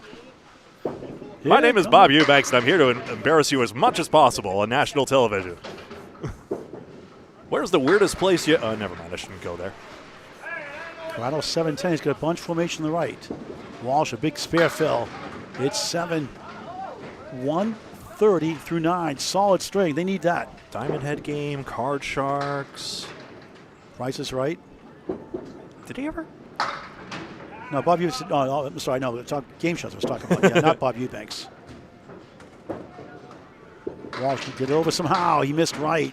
3 right, 4 left. Even if he did, I guess the ends of the wood would possibly push it into the 4. Hard to say. Around the Pacific Ocean, they'll go in 9. Another good string, 129 after 125, 254 for the captain, B+. Walsh a 9, a solid 139 middle string. Excellent shooting there, though I'd like an explanation of what the heck this body English is. After 98 first, 237 through 2. He does all his memes on Facebook, too. That's a Facebook shop at Corrado, Pani. I got your body English right here. Left side for Legge, just 4, make it 5. 1, 3, 6, 4, 7 left. 98 through 8, Cory Aleci, Mr. Candlepin corner, and 133 first, 9. 2 rocks getting that 130 club again. Legge bounces the 4 only. Again, Pani, the quintessential pro bowler, serious on the lanes. He found that much funnier any other time. Crowd trying to keep it close in total, missed the chance. Missed a lot of singles tonight. Not going to make them all. Legge, object pin, grabs the 1 and the 7, leads up the 3 and the 6 for an 8. 122 through 9. Cory in the ocean again for a 9. 107 through 9, 3 barks to go. And it's going to be 4 points to them for Shooters Pub. Academy 1 trying to get it closer to manage it in the final string for 4 points. Sorry to be late on that score correction we were just discussing, but now Legge officially leaves his first pin standing of the string. Legge on the head pin, pushes the 4 down. Ooh. The 3 gets a pull stick shot also, Minnesota Fat style. 6-10 chance. Guarantees in 130. Aleci crosses over 8, 5 and the 7. Ridiculous. Philly. Entry angle is everything. If you don't drive through the 5, you're in trouble. Legge with the wood. Bounces away. The wood the ball comes back for the 6. Fair if it goes. It's still spinning around. That'd be crazy if it goes down for a spare somehow.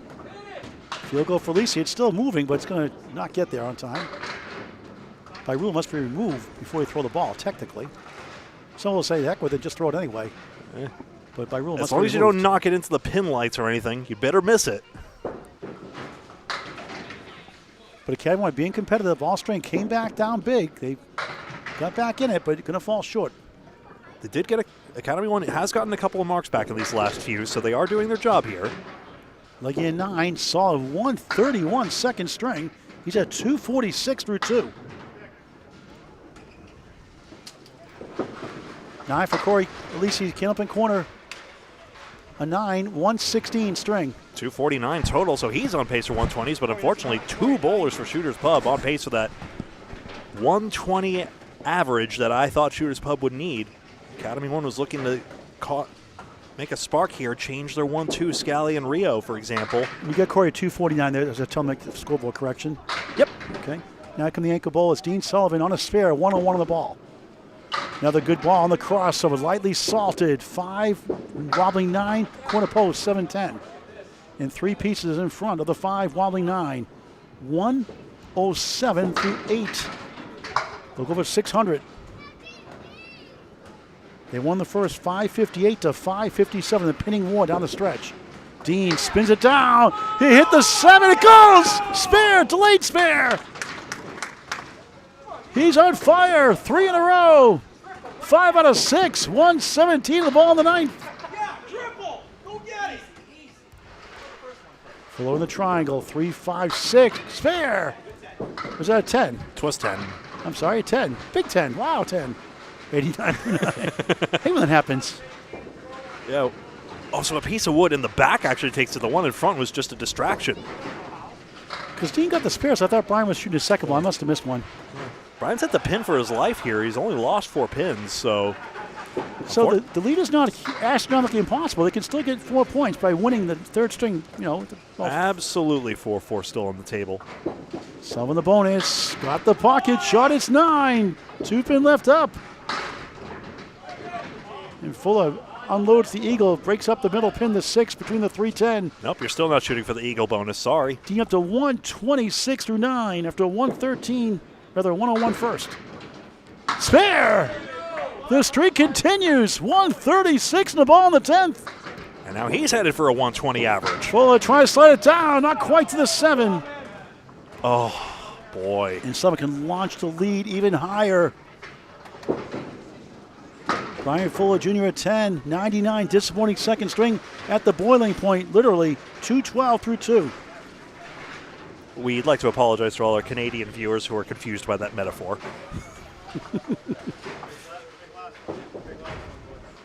From Phoenix, Arizona, hello, Sanford for us, Sanford, USA.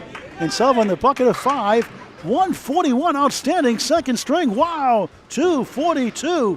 And the birthday boy Greg Gouillart with the update, and they'll call the final string. So 623 to 565, I do believe. If that 10th frame reset animation would go away, please. Let me just see here. Yes, there we are. It's time to stop. 4 points to none for Shooters Pub as they lead by 59 pins going into string 3 of 3. No breaks on this crazy train, no intermissions. We get right into it. You see the standings coming in. Shooters Pub, 4 points. So if Academy 2 doesn't do as well tonight, they could possibly pass them. Gauthier spills the head pin from behind and has the 6 and 10. 2 pinners apiece. So slow going for these bowlers. Scali, it's the release point. Can he get it right here? Yes, he cannot. Nice going, Gregory. I thought he was all over that object pin. He made that 4 horseman from the outside, and it just didn't go. So lead is 58 coming in, winning by 1 and by 58. So still a chance for Academy, like you said, for 4 points in a split. So a 9 to begin for Scali instead. There's a wave off, I do believe, for JB, in which case that would be an 8 box, I'll confirm. Greg, what was the final score? 618 was it for a shooter? Yes. 618? Last string, 623 to 565. 4 points to none. 2 points for this remaining string, 2 for total. Here on Candlepin Bowling Network from Academy Lanes, Haverhill, Massachusetts, with the home team trying to get back to their old form and snag another 4. Justin's high single 195, high triple 457, high 5 706. 3-time appearance in New England Candlepins. 10-time King of the Palace appearance as well. 6 pin, no, he doesn't get there. Scali was also on the call of a Riverwalk Lanes house record as well. Keith Beaupre threw that a little while ago at the ACST. Justin has approached for his doubles tower with his bulldozer buddy here, Jeff Walsh. So score that 9 and 9 apiece, and again the leadoff bowler is struggling against these sticks.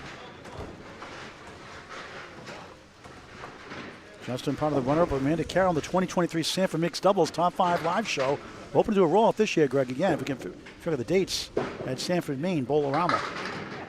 All right, so Scott Douglas, amid a sea of 120s from his teammates, is throwing a 110 average in his own right. Pretty good. Josh Riopelle say the same. So Cory Aleci, the lone bowler on the Academy 1 side, headed for what happens to be a 124.5 average right now. Rio Johnson to even get an eagle. Josh's high single is 183, high triple 435, high 5 697. Scott Douglas, 5 pins. 3-6-10 for Rio. Rio, the generous realtor. And eventually that 10-pin goes. He's got a spare. Josh Riopelle, 978-590-2741 for realty information. Buy or sell a house, 978-590-2741, or email Josh Rio, SimCity. Sims is spelled S-I-M-E-S. Josh Rio, R-I-O-S-I-M-E-S City at gmail.com. $500 going to Candlepins Cancer every house he closes. Thank you very much, Josh Rio. So in Massachusetts, New Hampshire.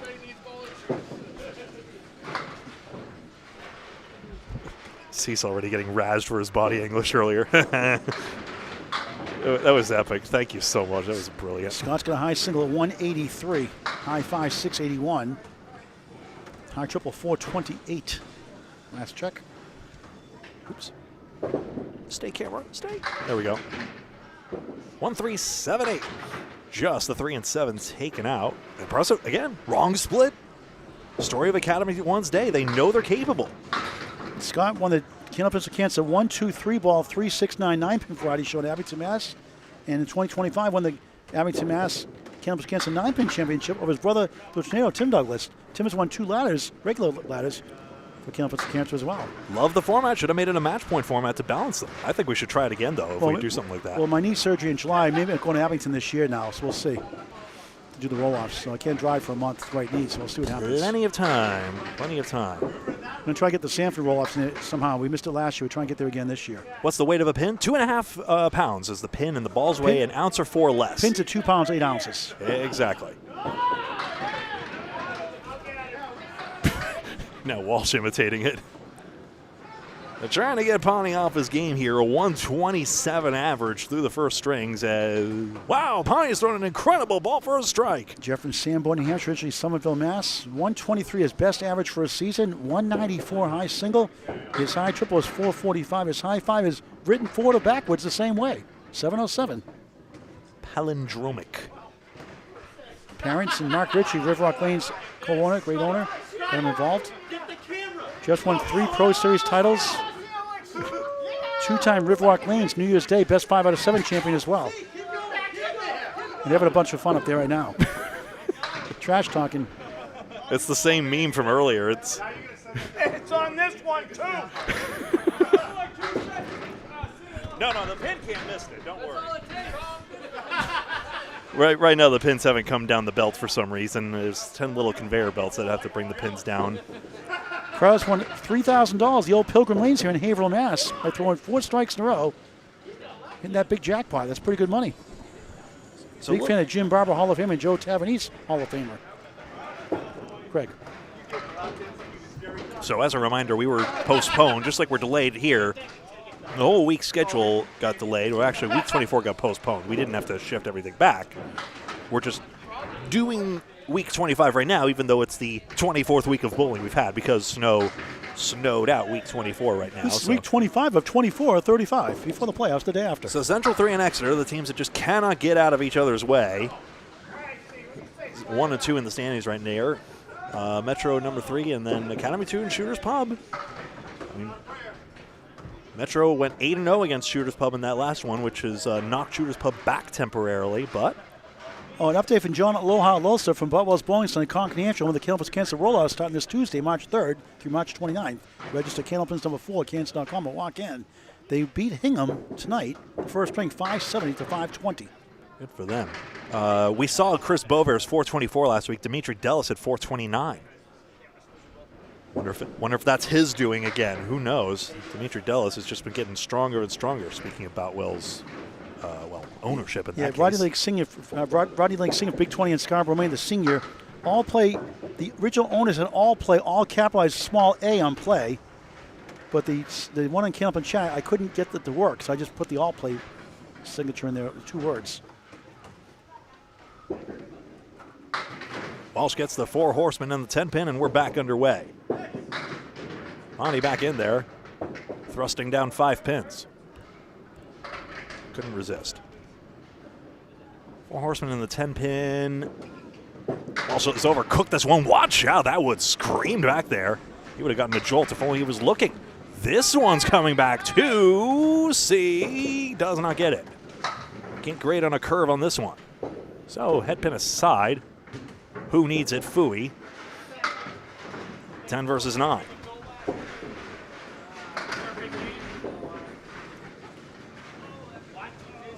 So the men in teal thought they were on a good trajectory here, going 12-4 in their last 2 weeks, but tough to come by here.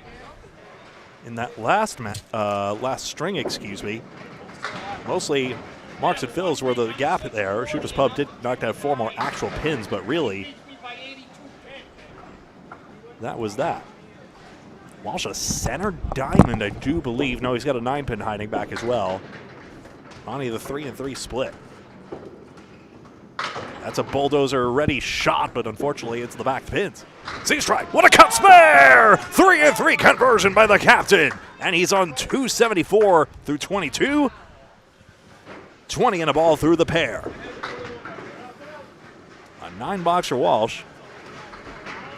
Well, welcome to the game of bowling here in Northeast North America, including those of you out of state watching in. Why, yes, Ohio does have an alley. New York has one alley as well, in Albany.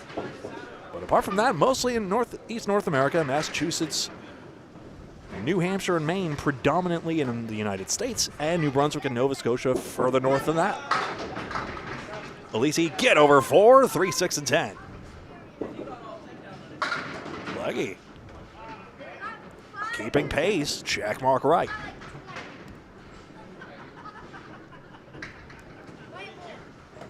Dave Palmer, the water boy watching. Where do you get the nickname from? Wood doesn't drive through, and again, Aleci stumbles into the cap there. That's happened a few times to him. Legge wilts the 6 in front of the 10. And John Aloha lost an update. Millis took game 2 from Hingham, 598 to 510, a commanding lead up 4-0. And they are surging up the standings. We'll take another look at that in just a second. Put the 10s on the board real quick, first of all. Michael, is it great to see you as well? Millis, Rufus, hello. Top 8 teams make the playoff. That bold black line you see there, Millis on the right side of it, and now that's coming into tonight, 4 points. And again, that's against Hingham, so that is passing them at least in the standings. We'll see about Lafayette, the other team out of Riverwalk Lanes. Nick Cefaloto watching, Freshie. Yes, Greg is an outstanding commentator, absolutely. Aleci 3-1 split, 5 pins, Legge. Al Blanchard watching from the Cape area. Was that me? Sorry. 3-1 split. Saw Pani cuts this one, and Aleci makes a split spare of his own. Legge, Wayward, and Academy 1. Now Shorley in the lead in this string in the early going. Same story to string number 1, Shooter's Pub at the early lead in string number 1, actually. So now a better start for the home team as Legge picks up 8.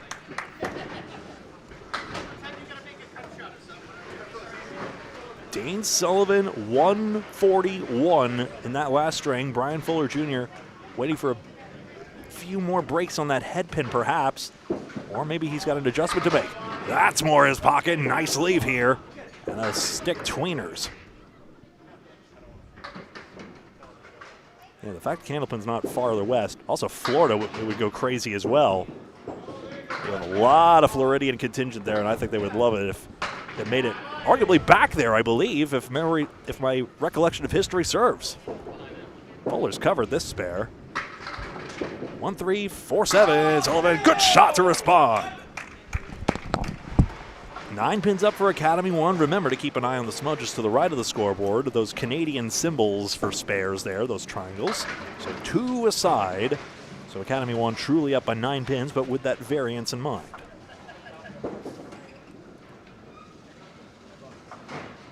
Good to see a Stephen from Maryland. That's duck pin country for sure. Pleasure to have you aboard. Head pin, here comes Wood, 5, tipping, 2 as well, and the 4-8. Fuller's got an 8 fill. Sullivan to respond, splat, but tips the 4-pin, and he's got to leave as well. Now these anchor bowlers getting the breaks. Fuller again with an easy cover.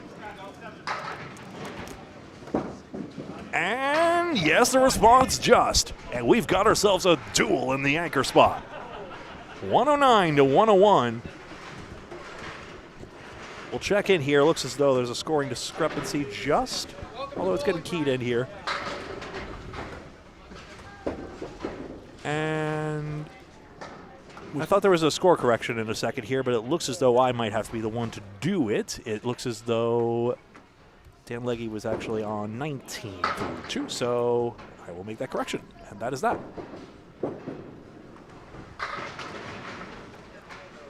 9 and 10 somehow? That's how they have it officially, so I'm going to go with that. Sorry if that was my mistake in either case. Is it Paola, Kansas, someone watching? I like that. Is it Paola, is that how you say it? Also, viewer from Maryland watching.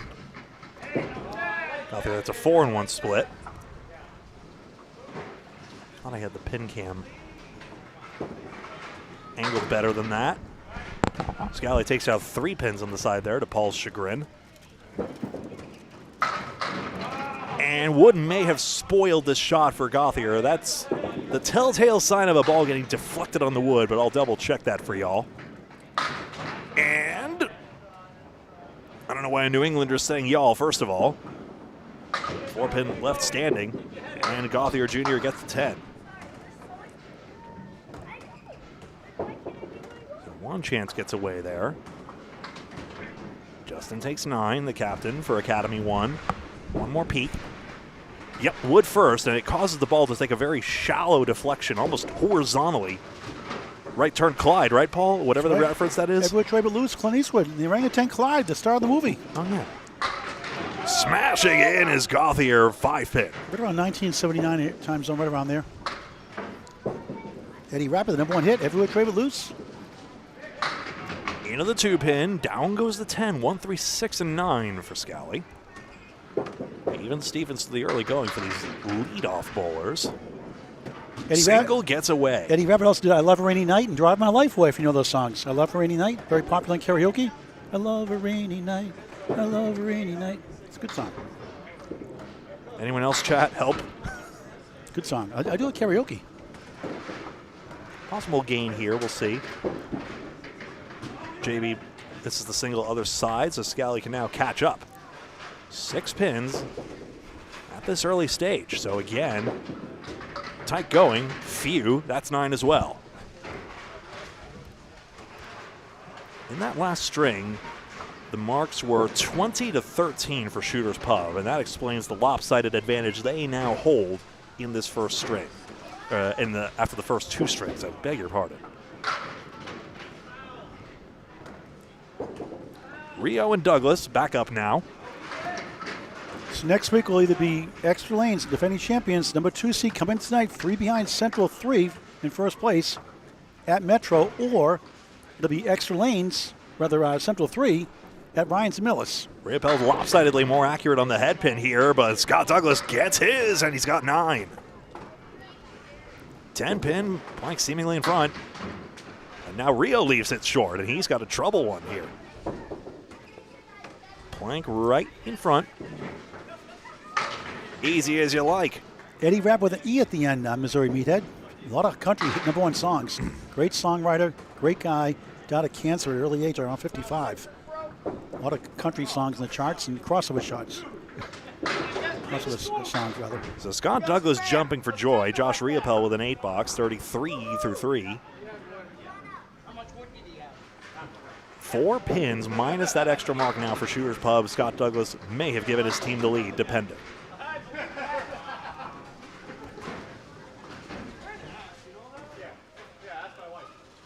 Scott Douglas with a 108 road average, but actively increasing as we speak. Road average is made up of all road matches, obviously, and also select home matches. The first home match in each of the second and third rounds, I do believe, which basically balances it out.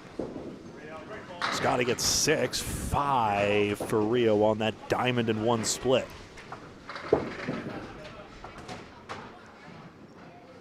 Little twirly bird left side of the wood, maybe for Douglas. That's where he's played it. And nothing went into the 4-7.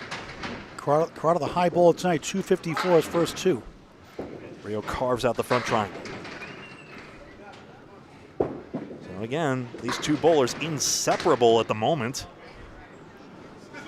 9 box for Scott Douglas. And now that gains 1. Little single digits have made the biggest of differences already in just that first string. A thriller that went right down to the last ball. I mean, just making that little single pin. I mean, Chris Ryder at the end when he won the men's singles a couple of years ago before Troy Fournier became the most recent men's champion. I mean, Ryder had to make one of those pins for a 10, but if your nerves betray you in that moment, anything can happen. And Paul has noticed a lemon drop all the way over on lane 3. A kid did that. Oh, no. I'm afraid to ask what he's going to do now.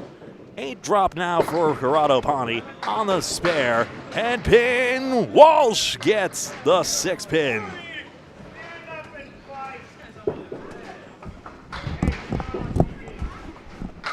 And yes, the 2-pinner goes. C- back-to-back spares. Did you get good reception over there? Did you really? Oh no, Walsh's wood does not work out. Don't count it, son. No mercy, no mercy. It was Ethan. I cannot believe that did not go. Walsh has to settle for 9.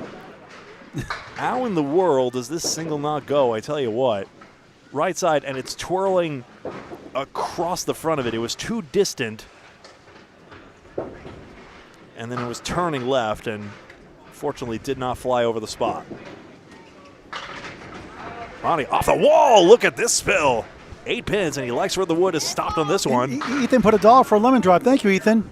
Awesome. Head pin. How old are you? How old are you now? 7 years old. Put $1 for a lemon drop. I love it. And Because I want people with cancer to actually be able to pay. What's that? I want people for cancer for people to actually That's pay. Your mother, Lori, raised you really well, and Jeff Bugia raised you very well. Thank you very much. Ethan, you may recall from our CBA Youth Pro event as well. People Ronnie makes that this need fair. help, please. What's that? The people that need help are. I want to make sure they survive. Awesome. Good heart. Good heart. Thank you, Ethan. You're blowing really well, too. Thank you. Back to Greg. That's awesome. Well, you heard Ethan yourself. Candlepins for Cancer, a 501c3 charity by bowlers for bowlers, and you can help out as the bowling community as well. A 7-year-old can do it. You can, too. Specifically for our charity, we just provide direct financial relief to those who need it the most. So go to candlepins4cancer.com as you see it on your screen, or you can scan the QR code. I'll have it up for just a few more minutes if you guys want to take a moment as well. If you don't have Venmo, too, you can write a check, and you can send it the information on the website to write the check to Candlepins, FOR Cancer, 3 words, and then the address to send it to right there also. So you can go to the website, type it in the old school way, or scan the QR code, and there you go. Aleci with a 7 fill and a triangle. 3-1 split. That'd be something. Legge can't. Good bid, though. Got the 3. The journey to Belfast all play tomorrow morning. 9 o'clock, 2 o'clock shifts, Saturday and Sunday. Main state 4-person teams on Candlepin Bowling Network on YouTube. Aleci disinterested in the outcome here. Shooter's Pub still maintaining a lead. Pin could be clawed back here. And it is. On the outside for the 2-pinner. Aleci pin perfect through 3. So yeah, a little QR code. We finally figured out how to do QR codes. Actually, no, we did that the first time, but we printed them out and put them around the bowling alley. Wasn't my idea. But boy, we've been raising thousands of dollars, now $113,000, one way or another. Let's be real, mostly Paul. For the charity founded originally by Hall of Famer Al Johnson. Cory Aleci, seeing a 9-pin opposite, gets the 4 horsemen with a piece of wood that could be of assistance. And that's the wrong piece of wood, unfortunately. The Council of Cancer is a 501c3 registered charity. We're legit. Look it up. Charity lookup, what have you. Head pin. No, the wood did not assist. It might have gone on the right side of the wood. The pin action did. Shooters Pub looking for the sweep. Academy trying to get 4 points somehow. 2 minimum. So if Aleci hit the head pin full, I think it shoots forward in that case. A delay here. Now you see it. Now you don't. Dan's high single 186, high triple 465. Has a high 5 of 711. Cory's 175, high single, high triple 419, high 5 655. 10 there, and now the first pin's left standing for Aleci as well. Take a quick peek here at why this doesn't work out here. Oh, you get another chance to scan it. And yes, head pin full, so that's why the pin gets hit forward by the piece of wood. Dane Sullivan on 19 and another right now, a big reason why Shooters Pub has yet another advantage. And the team in black and burnt orange with the opportunity to take back 8 points as they go back to Exeter Lanes. Of course, the team called Exeter Lanes the defending champions of this league and regular season champions. Central 3 currently top of the table, so the usual suspects 1 and 2 yet again. But times do change. Down goes the 8 pin for Fuller, and he's got 16 here, so 14 bonus pins for the pair of them. Sullivan wayward on this one. 4 horsemen slightly easier for Fuller Jr. Looks like a pin got nudged off spot possibly, I'm wondering. Either way, does not get this to go. It could just be my eyes. That's 10. Whoops, ball slipped out of the hand there, and Dean Sullivan picks up 3 pins. Interesting, 19 pins now in the string.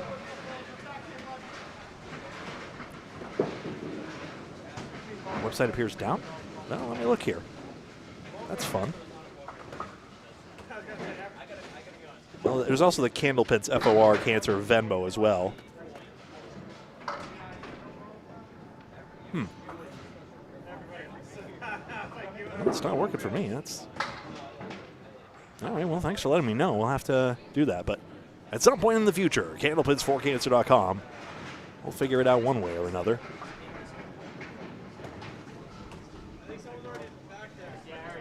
You steady on that? Taking a look here, I'm not sure what the reason for the delay there. 6 pin was bumped off spot, thank you very much. Not sure what the reason for the delay is, but usually when they're staring back at full racks of pins, it's usually the ball return in my experience. We'll see what's going on. See if we see a cascade of spheres start coming back this way. Once again, the standings, Shooters Pub up 4-0 in this match, so they have the potential now to pass Academy 2 depending on how their match is going at the current moment. All the teams in action every Friday night. It's 3 round robins of 11 matches, so 11 matches for the 12 teams. And then 2 position nights like the one we had the last time we had the Friday Night Pro League. And here you see the balls are now returning, so action should be resuming now. Top 8 teams make the playoff at year's end. Of course, the bulk of the prize money awarded to the team that is in first place at the end of the regular season. But the playoffs still a significant amount of cash, $2,500 on top of all that as well, so still a lot at stake. Week 25 of 35, schedule-wise, here for Sullivan. Here's the head pin. Down goes the 10 as well.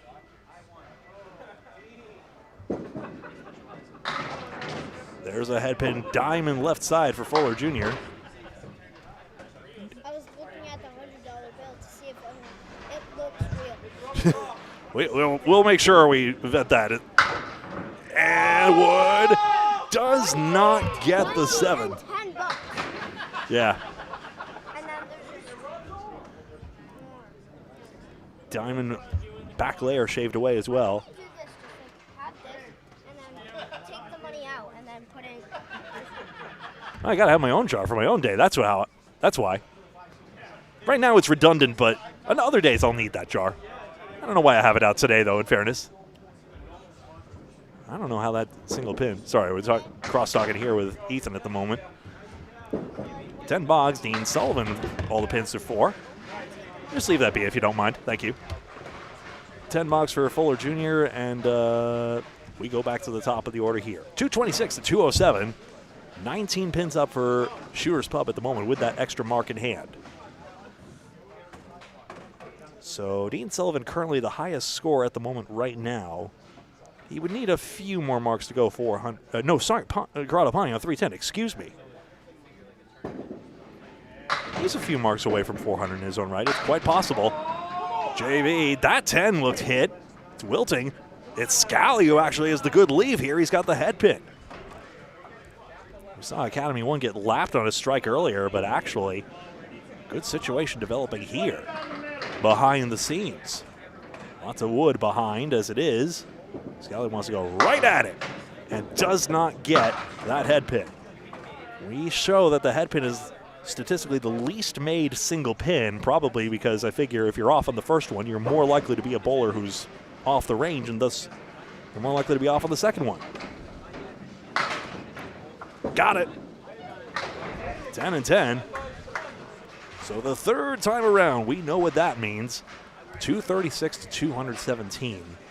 Or 218, excuse me. It looks as though I'm one pin off on Walsh's score, which is currently 35 through 4 officially. It's an 8 box in the fourth, apparently. That's what it is. That's how we do it. 5-1 split, as the sidewall doesn't offer a lot of solace for Gauthier Jr., and he splits again. Scali off the head pin, but holding serve at the moment. So sort of an opposite situation of the Rio and Douglas duel at the moment, head pin wise. 5-1 split, good shot spare. JB Gauthier finally overcoming the splits. And he's got 56 in a ball through 6. And a tough evening for him, but we've seen the head pin not be the kindest to him overall. He's splitting more than half the time. Justin Scali, 10 box, 56 through 6. Having another one of those roller coaster days that he would prefer to forget. But every box still significant down the stretch, as Academy Lanes still has the potential to come back, even though now it's 18 pins plus 2 marks. And remembering, these two bowlers have had their moments here. Scott Douglas had that chain of 3 marks in the first string. Rio ended up with that 19 box that almost gave Academy 1 the opportunity to take it away at the end there. How different this could have been if instead the momentum favored Academy 1 if they took those first 2 points. Psychologically, that might matter. It's a 3-1 split. Barnyard there, if the 2-pin stays low to the ground there. Rio runs the ball into it. 4-pin is tipping backwards, hitting the 7, but not taking it. Douglas Redline plows right on through, and he's got his second mark of the half. 10 opposite. So 51 at the half, and now Scott Douglas the opportunity to pull ahead here.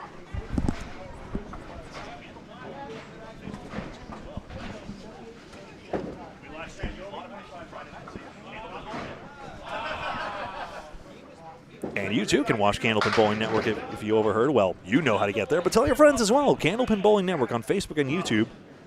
Friday Night Pro League matches, Atlantic Candlepin Singles Tour, Pro Series, Kings of the Hill, whatever else. Candlepin Bowling Network. Thank you all very much for your support just by watching. Rio, that was a loud sound off that junkyard. Red line, good spare to Scott Douglas's surprise. And Pani showing his excitement as well. That'll be 9 opposite. Take another look at how this went. What characters, huh? Red line and turns the wood in. Somehow, some way. 273 to 247. 26 pins, 3 marks now, and this just continues to be a deluge. And Academy 1's, we saw them last time we had Friday Night Pro League with them, I do believe. Hingham was running them ragged as well, including a John Winchell 400. Pani is spilling sticks, and look at the luck he's getting here. 9 more. And if that's how it's going, skill and luck, he may get his 400 after all. Jeff Walsh cannot get the life wood to cooperate. Saying maybe he missed his spot by that much. It's good. 4 marks in a row for C- or B+. Or is he pulling the average of the class up? He's a class clown on one hand, but on the other hand, he's like any pro bowler, just seriously dialed in on the lanes.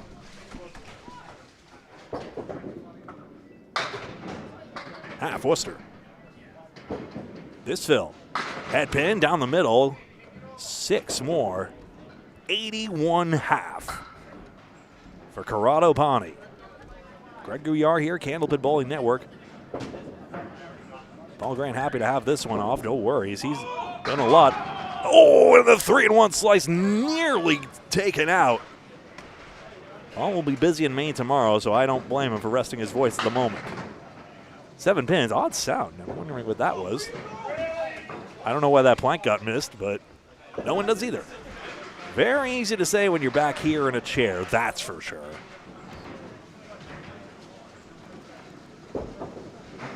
It only looks easy until you're actually at the foul line, actually staring down those pins.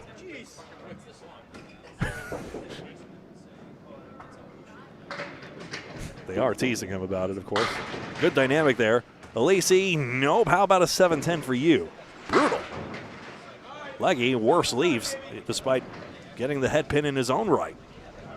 So a pinning duel results, although Aleci have a way, plays both pieces of wood there.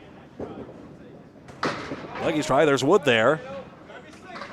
Unfortunately, nothing crosses the central divide. Status quo, good news for Shooter's Pub at the moment. Still on a big lead at the moment, 10-9. For Aleci and Legge. Full service ball return, very nice. 43 pins and 2 marks. Right now, marks are 10-4 in this string. So Shooter's Pub again outmarking their opponents. And after a hard-won pinning duel, now they're doing what happened to them a couple weeks ago and just maybe demoralizing their opponents, at least tonight. Next week is another week, provided we have bowling and weather will cooperate, but still. Dan Legge all over this head pin, needs a mark. He's got it! Yes! On the board, Dan Legge with his first mark of the string.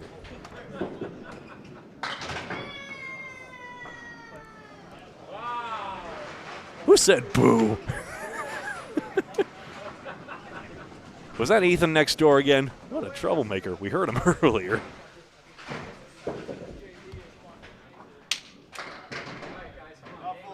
Ever the contrarian. I love it. 326 to 282 right now. Fuller Jr. having one of his best starts to the match right now, but then gets a half Worcester. Possible 60 half.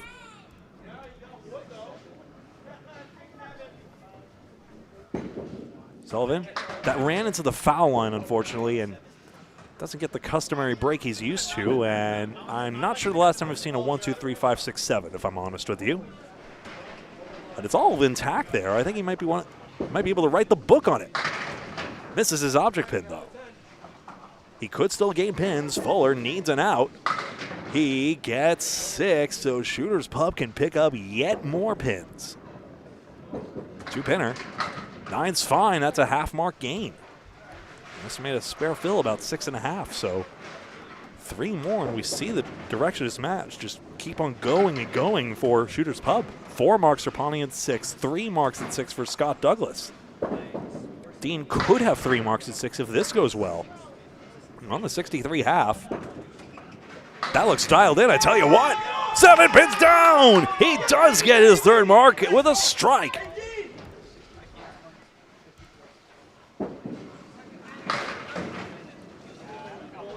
Fuller can't buy a break here. Now he's got to make a split for an out as well.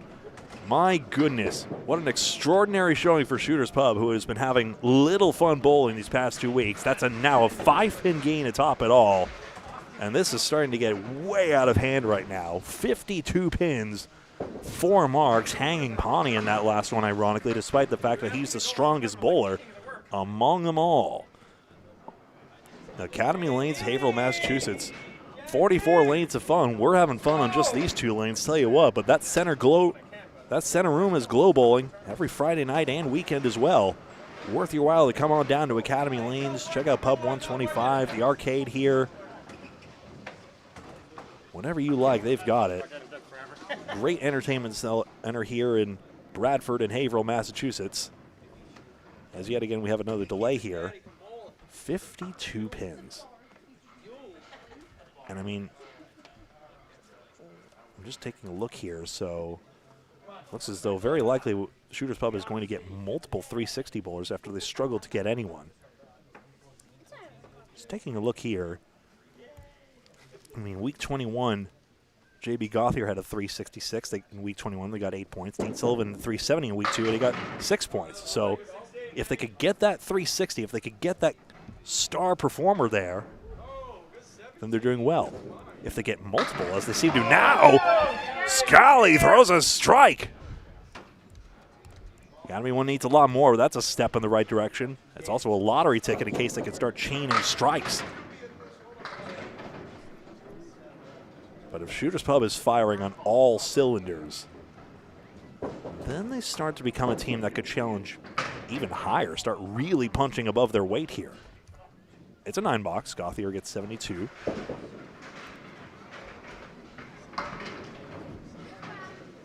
One more look at this missile.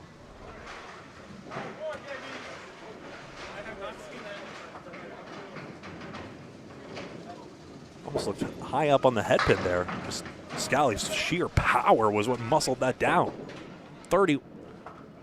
Yeah, it should be 31 miles an hour for each of these guys, in fact, according to the in-house speed gun. Scali, he wants another one, I tell you what. And that was the sort of ball you think would do it, but as it happens, might have been high on the head pin if I had to guess. 2, 7, 8, 10. For Horseman, no, the 6 tips in front of the 10, denying Gauthier Jr. 3, 7, 8, and 10. Scali still filling, offline at 6. Paul Grant alongside as well. Total of reach now for Academy 1, it looks like at this point, Greg. Miracles on for total. Big time. Still a chance for 2 points to avoid getting swept. And of course, we have seen an escape from the Miracle Zone just in this past week, but boy, would it take a lot. Nothing about the current trajectory of the map, apart from that Scali hammer, seeming to show any reversing anytime soon. 53 pins, and now another parade of marks. Like, think about the baseball players hitting home runs off Bugs Bunny one after the other. Here comes Scott Douglas to fill his 3rd mark in 4.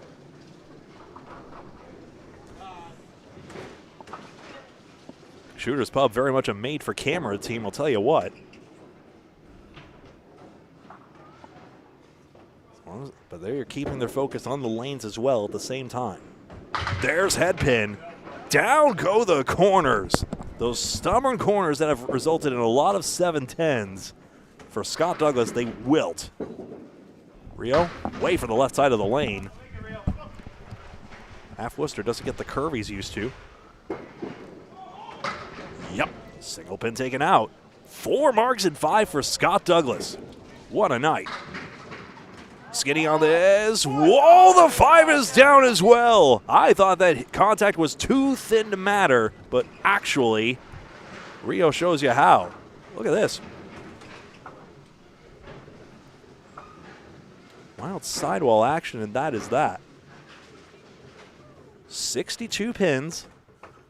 Scott Douglas with that 9 fill. All the noise disappears for a hot second.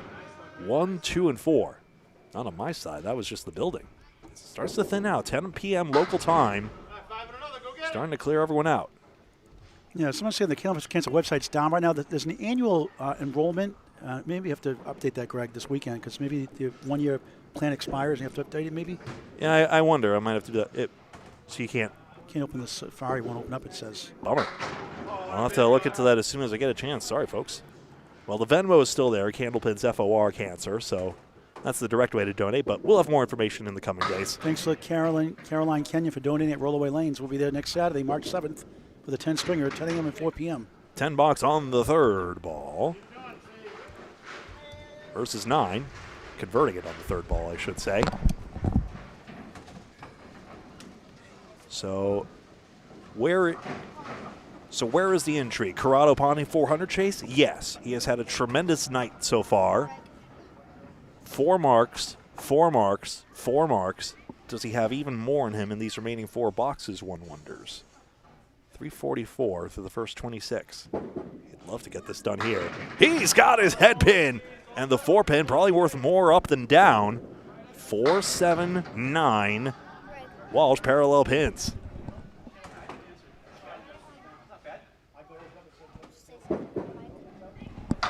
A second. He just won there. Yeah, you can pick that up if you want.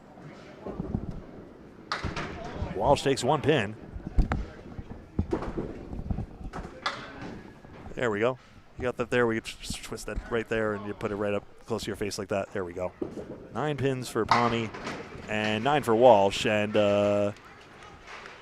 alongside Ethan Bugia. Yes, nice to see you. What did you have to say? Do you remember? Not really. Yeah, take your time. We still got 15 boxes remaining in this one. Pani with the 4, 6, and Wow. 7. There we go. And Ah, strike! there we go. Walsh with the hammer there. They heard that nice and clear. Don't you worry. We'll get the instant replay of that in just a second. Pani still looking for a 400 here. Maybe wanted that front wood on the way through. And I don't know why that's better. And an 8 out for Pani, and Already Walsh with a 107. excellent. 107. Amazing. Nice. And Madison Riva's correct. I got this wrong for Walsh. He has 71. That's Corrado Pani with 107 through 8. I do the same. Do the what? Dan Legge with 2 pins out.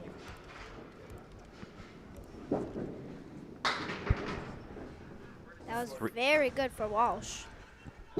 And the 8. Good bounce back ball by Legge, just leaving Legge him missed that very good shot. a good bid. Could have did that. Do you still say good bid in the league nowadays? Like, you say nice try, or what do the people usually say when you're so close on that? Or is it just like a keep at it or whatever? Something like that. I personally, I don't hear it myself. I'm just like, ugh, I'm so annoyed I missed the shot. I don't. That's me too. Yeah. That's 10 versus 3, so yet another mark gain for Shooter's Pub there. 71 pins up right now. So, C needs a couple more marks to get to that 400 at the moment. As we go down the stretch here at Academy Lanes in Haverhill. Legge, down goes to 7. That's just ugly dumb. 5 and 9. Got a piece of wood there. I wonder if that'll carry through to the 9. Off target. Everybody say happy birthday to Greg. Thank you. It is his birthday today. It is indeed my 34th. Nice shot. Yeah! Nice shot! Excellent. Cory elite. Aleci. Oh. I got it wrong. I got it wrong my very first broadcast too. Believe it or not, I kept saying Aleci for some reason.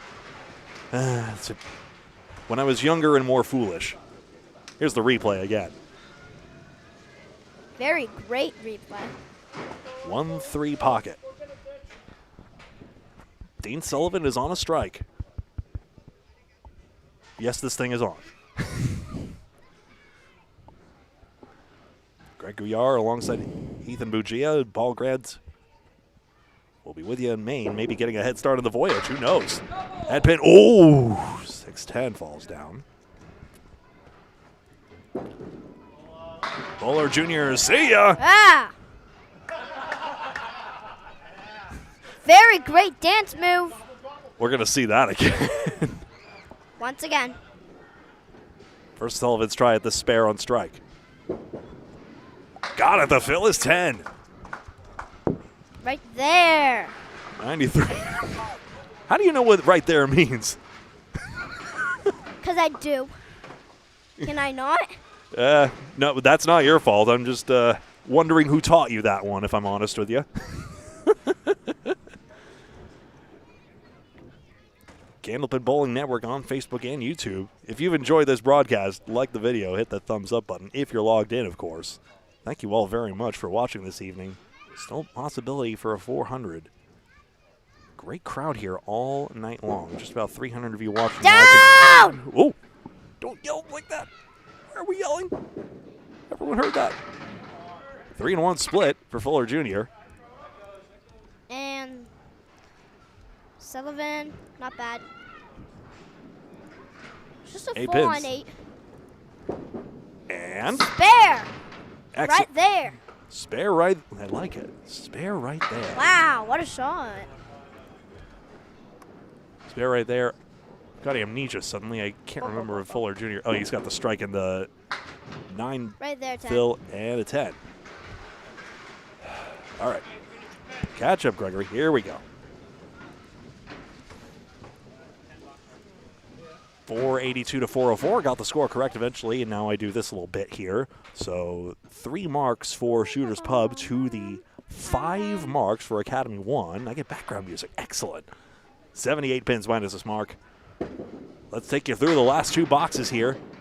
Boom. See the tempo quickens up. Yeah, Right. Oh. that's about right. Wood screams in front. 10 pin. It's a gigantic check mark for Scali in a way. 4-1. Don't see this every day. Spare. Nice spare for Scali. And another one. Back to back. Matching marks indeed. This is wild. Here they are 2 marks again. and 1. 2 marks and 1 replay. Right there. It hit the back and then went to that pin. Back and forth again.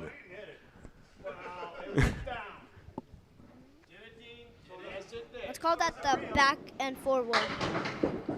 All right, this piece of wood comes back and forth, and you were both hit. Goodness gracious. Are you serious? 5 and 9. The fill is 8 for JB Gauthier. That's just very dumb for Jason. That is messed up. Demented. 7 and 9 taken out. Really? Thank you, and stay down.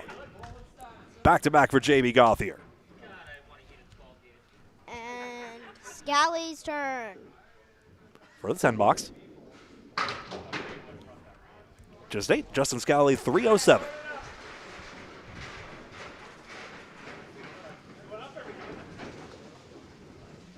You were both hit. Unbelievable. Right there. 7 pins. JB Gauthier, we put the fill right there. 117 and a 327. I think Paul wants his headset back, Ethan. Good job today. Thank you very much. Am I fired, Ethan? Am I fired? I mean, we may have to talk about your role within the organization going forward, Paul. I've been diminished. As we've discussed before, employee loyalty is not the entire piece of the equation. Apparently so. Don't remind me.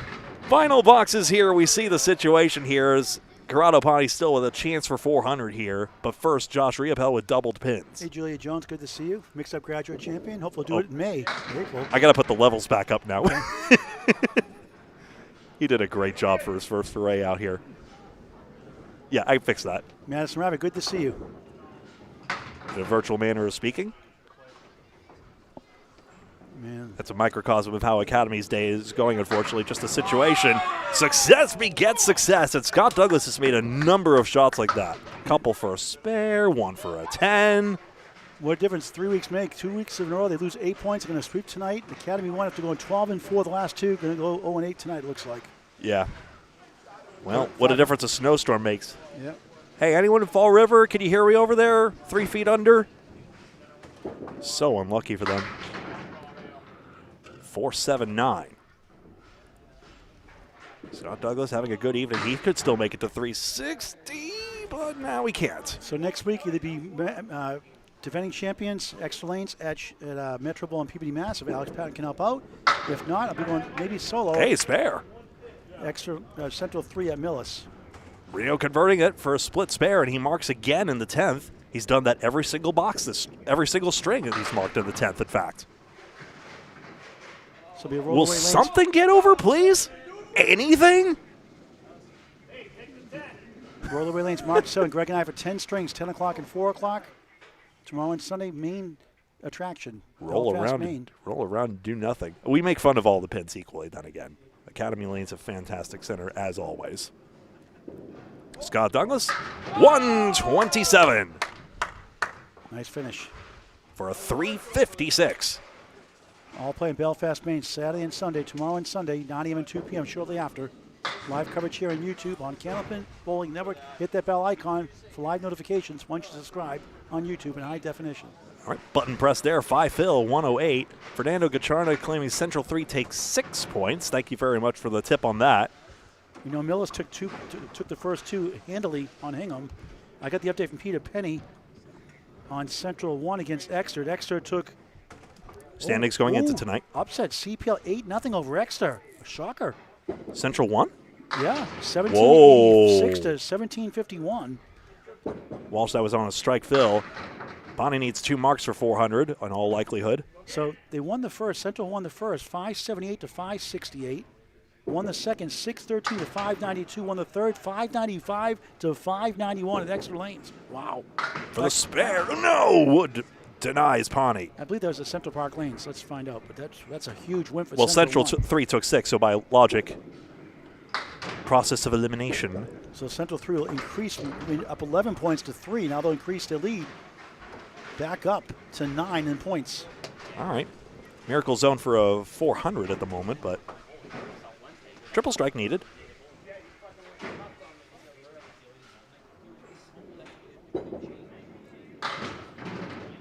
Walsh triangle number 2. And Exeter was at Central 1 in East Boston, Mass. So it was a home win for Central 1. That's a huge win for them. Big morale booster. Academy 3, the 4 seed playing Metro, the 3 seed tonight. A team full of potential. Walsh spares. Laugh at Riverwalk, both Riverwalk teams tonight. So a number of these Academy 1 bowlers putting in 330s, but again, they don't have that standout. And Shooters Pub did. They got the 360 they were after. C-, B+, B, A-. And Millis is only 2 out of 6. They were 12th about a month ago. Now they're 8th coming in. They're only 2 behind Hingham, who lost 2. They're actually ahead of Hingham now. They're 4-0 in Hingham the first 2, and a lead in total in hand, it looks like, after 2. Thank you very much to all the bowlers putting in standings as well. Jeff Walsh finishes with 338. So if Millis takes 6 and Hingham takes 2 against them, then Millis would jump Hingham. Lafayette has 77 points in between Hingham's 78 and Millis' 76 for the 6, 7, 8 spot. Central with 8 points goes to 80 and 112 from 9th. They could be 6th, possibly. There's the head pin. 7 actually, more for Aleci. Realistically, 7th. A lot can change. You say, coming tonight, 6th place at 78 points, 12th at 65 points. That's how bunched up it is. It's been a wild year. Good parity. Log jams like crazy. How's that for competitive balance? We don't even have a salary cap. Nope, you don't get that one either, apparently. So Legge again continuing his 330 or better trend that he's been all over. I mean, if you have a player slot that always gives you 330s, pretty good deal there. Shooters Pub was 5 behind the 4 seed Academy 2 coming tonight, so with 8 points tonight, they go to 116.84. That's a typo in here, actually. That's not right. Tell the secretary. Yeah. Hi, Cory. Cory Aleci, indeed the secretary of the Friday Night Pro League. Keeps the standings online for you all to see. You can click on the link at some point. It's up to date. They got the 8 points already, I guess. They already include the 8 points tonight, it looks like. Wow. Because they, yeah, they're. I guess the presidents have access to. Oh, that 3-pinner denying Aleci. Legge spares, and he'll get the chance for triple digits after all. Yeah, because the Academy 1's 8 losses already in here. It's up to date already, Cory. Good job. And our junior lemon drop collector all over it. Cory Thank you so much. And you can put it in my jar. Thank you. Who got a lemon drop? I put one in your jar already. Thank you. Thank you. There it is. The fill is 5. Don't hit the button too quickly, I guess. And now Metro could go back to number 2 tonight with a win tonight over Exeter. Hard to tell. My pen cam's not high enough. A lot of changes in the standings once again. Still 11 matches to go after tonight. So Shooters Pub the chance to go 600, in fact, in this string. Sullivan really... Actually, Shooters Pub might break 1,800 at this point. They actually went 1,799 last week, if memory served. No, Metro went 1,799 against Shooters Pub, actually. That makes a lot more sense, of course. Head pin, but on the crossover side, 4-pin, wrong way, 7-10. 1-4-7-9, net pin flies away for Fuller Jr.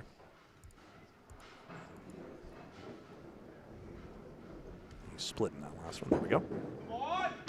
7-10 into the cap. Nothing rolls. If you hit the 7-pin clean, perhaps the Congo line goes across. There's the 10 box for Fuller Jr. 101. So 600 pretty much guaranteed here, and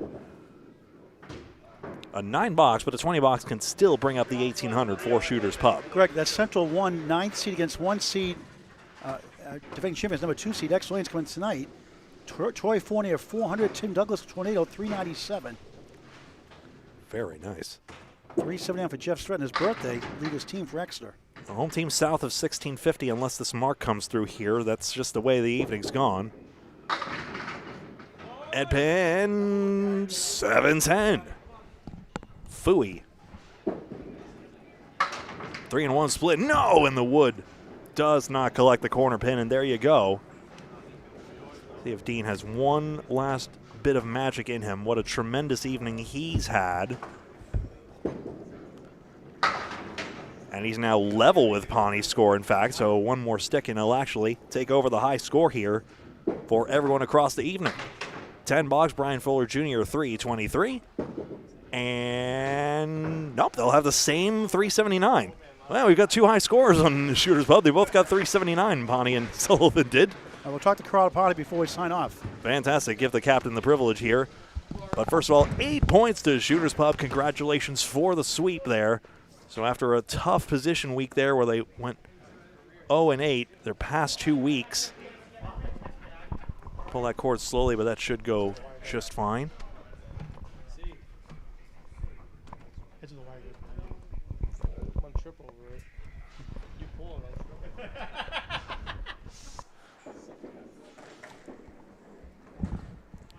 And I'll just juggle this here, and I'll bring up some statistics for you guys after Paul does his interview in just a moment. Is that as far as it goes? Down, Corrado. Yep. Big win for you tonight. Central 1 took 8 off Exeter tonight also. And Millis took the first 2 strings off Hingham tonight also. So your team is back in the top 4 maybe tonight. Oh, wow, I didn't even know that. Depending what Academy 2 does. You have 3 behind coming in, so 8 points certainly helps. No, it does. The standings are getting... 6 to 12 is like 13 points separate coming tonight. It's crazy. Yeah, it's a tough league this year. Teams got better. Teams got... I don't know. Everybody's just beating up on each other. There's nothing guaranteed right now in this league. I've always said you're very steady over the years between 114, 116, 117. You're very stoic on the lanes. You've always been consistent since I've known you the last 5 years or so. How do you stay so consistent and so focused on the lanes, even when things aren't going your way? I don't know. I gotta just believe in myself. I do get aggravated. I still do stupid things on the alleys like I'm 5 years old, but it's tough. I don't know. I just try to stay focused for my team too. I mean, I am the captain, so I gotta kind of show a little leadership here. What makes this team gel so well together? We're just having fun. We have like a bunch of kids, and we pick on Grandpa, and we have fun with it, and everybody gets along. Nobody takes anything serious, and sometimes it's better off to just bowl loose. So it's been working so far. When you pick your line, you pretty much keep the same spot in your lineup all year round for the most part. What's the thinking of putting JB first in the lineup? Because it's a big spark plug for your team. Yeah, look, I just feel like JT's, JB. I just feel like JB's just that good, and when he gets going, it gets the next person going, and that's kind of what you need. You need a fire starter in the beginning, and I mean, I think he's the best leadoff bowler in the game right now. So, How about a 3-letter word? wow. 8-0. Back to Greg and Ethan to wrap it up.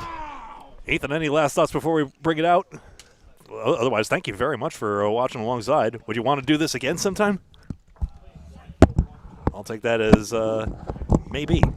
Thank you very much for watching this presentation of the Friday Night Pro League here from Academy Lanes in Haverhill, Massachusetts. On behalf of everyone here at Candlepin Bowling Network, Paul Grant, Ethan Bugia filling in, my name is Greg Gouillart. We appreciate you watching, and until next time, so long.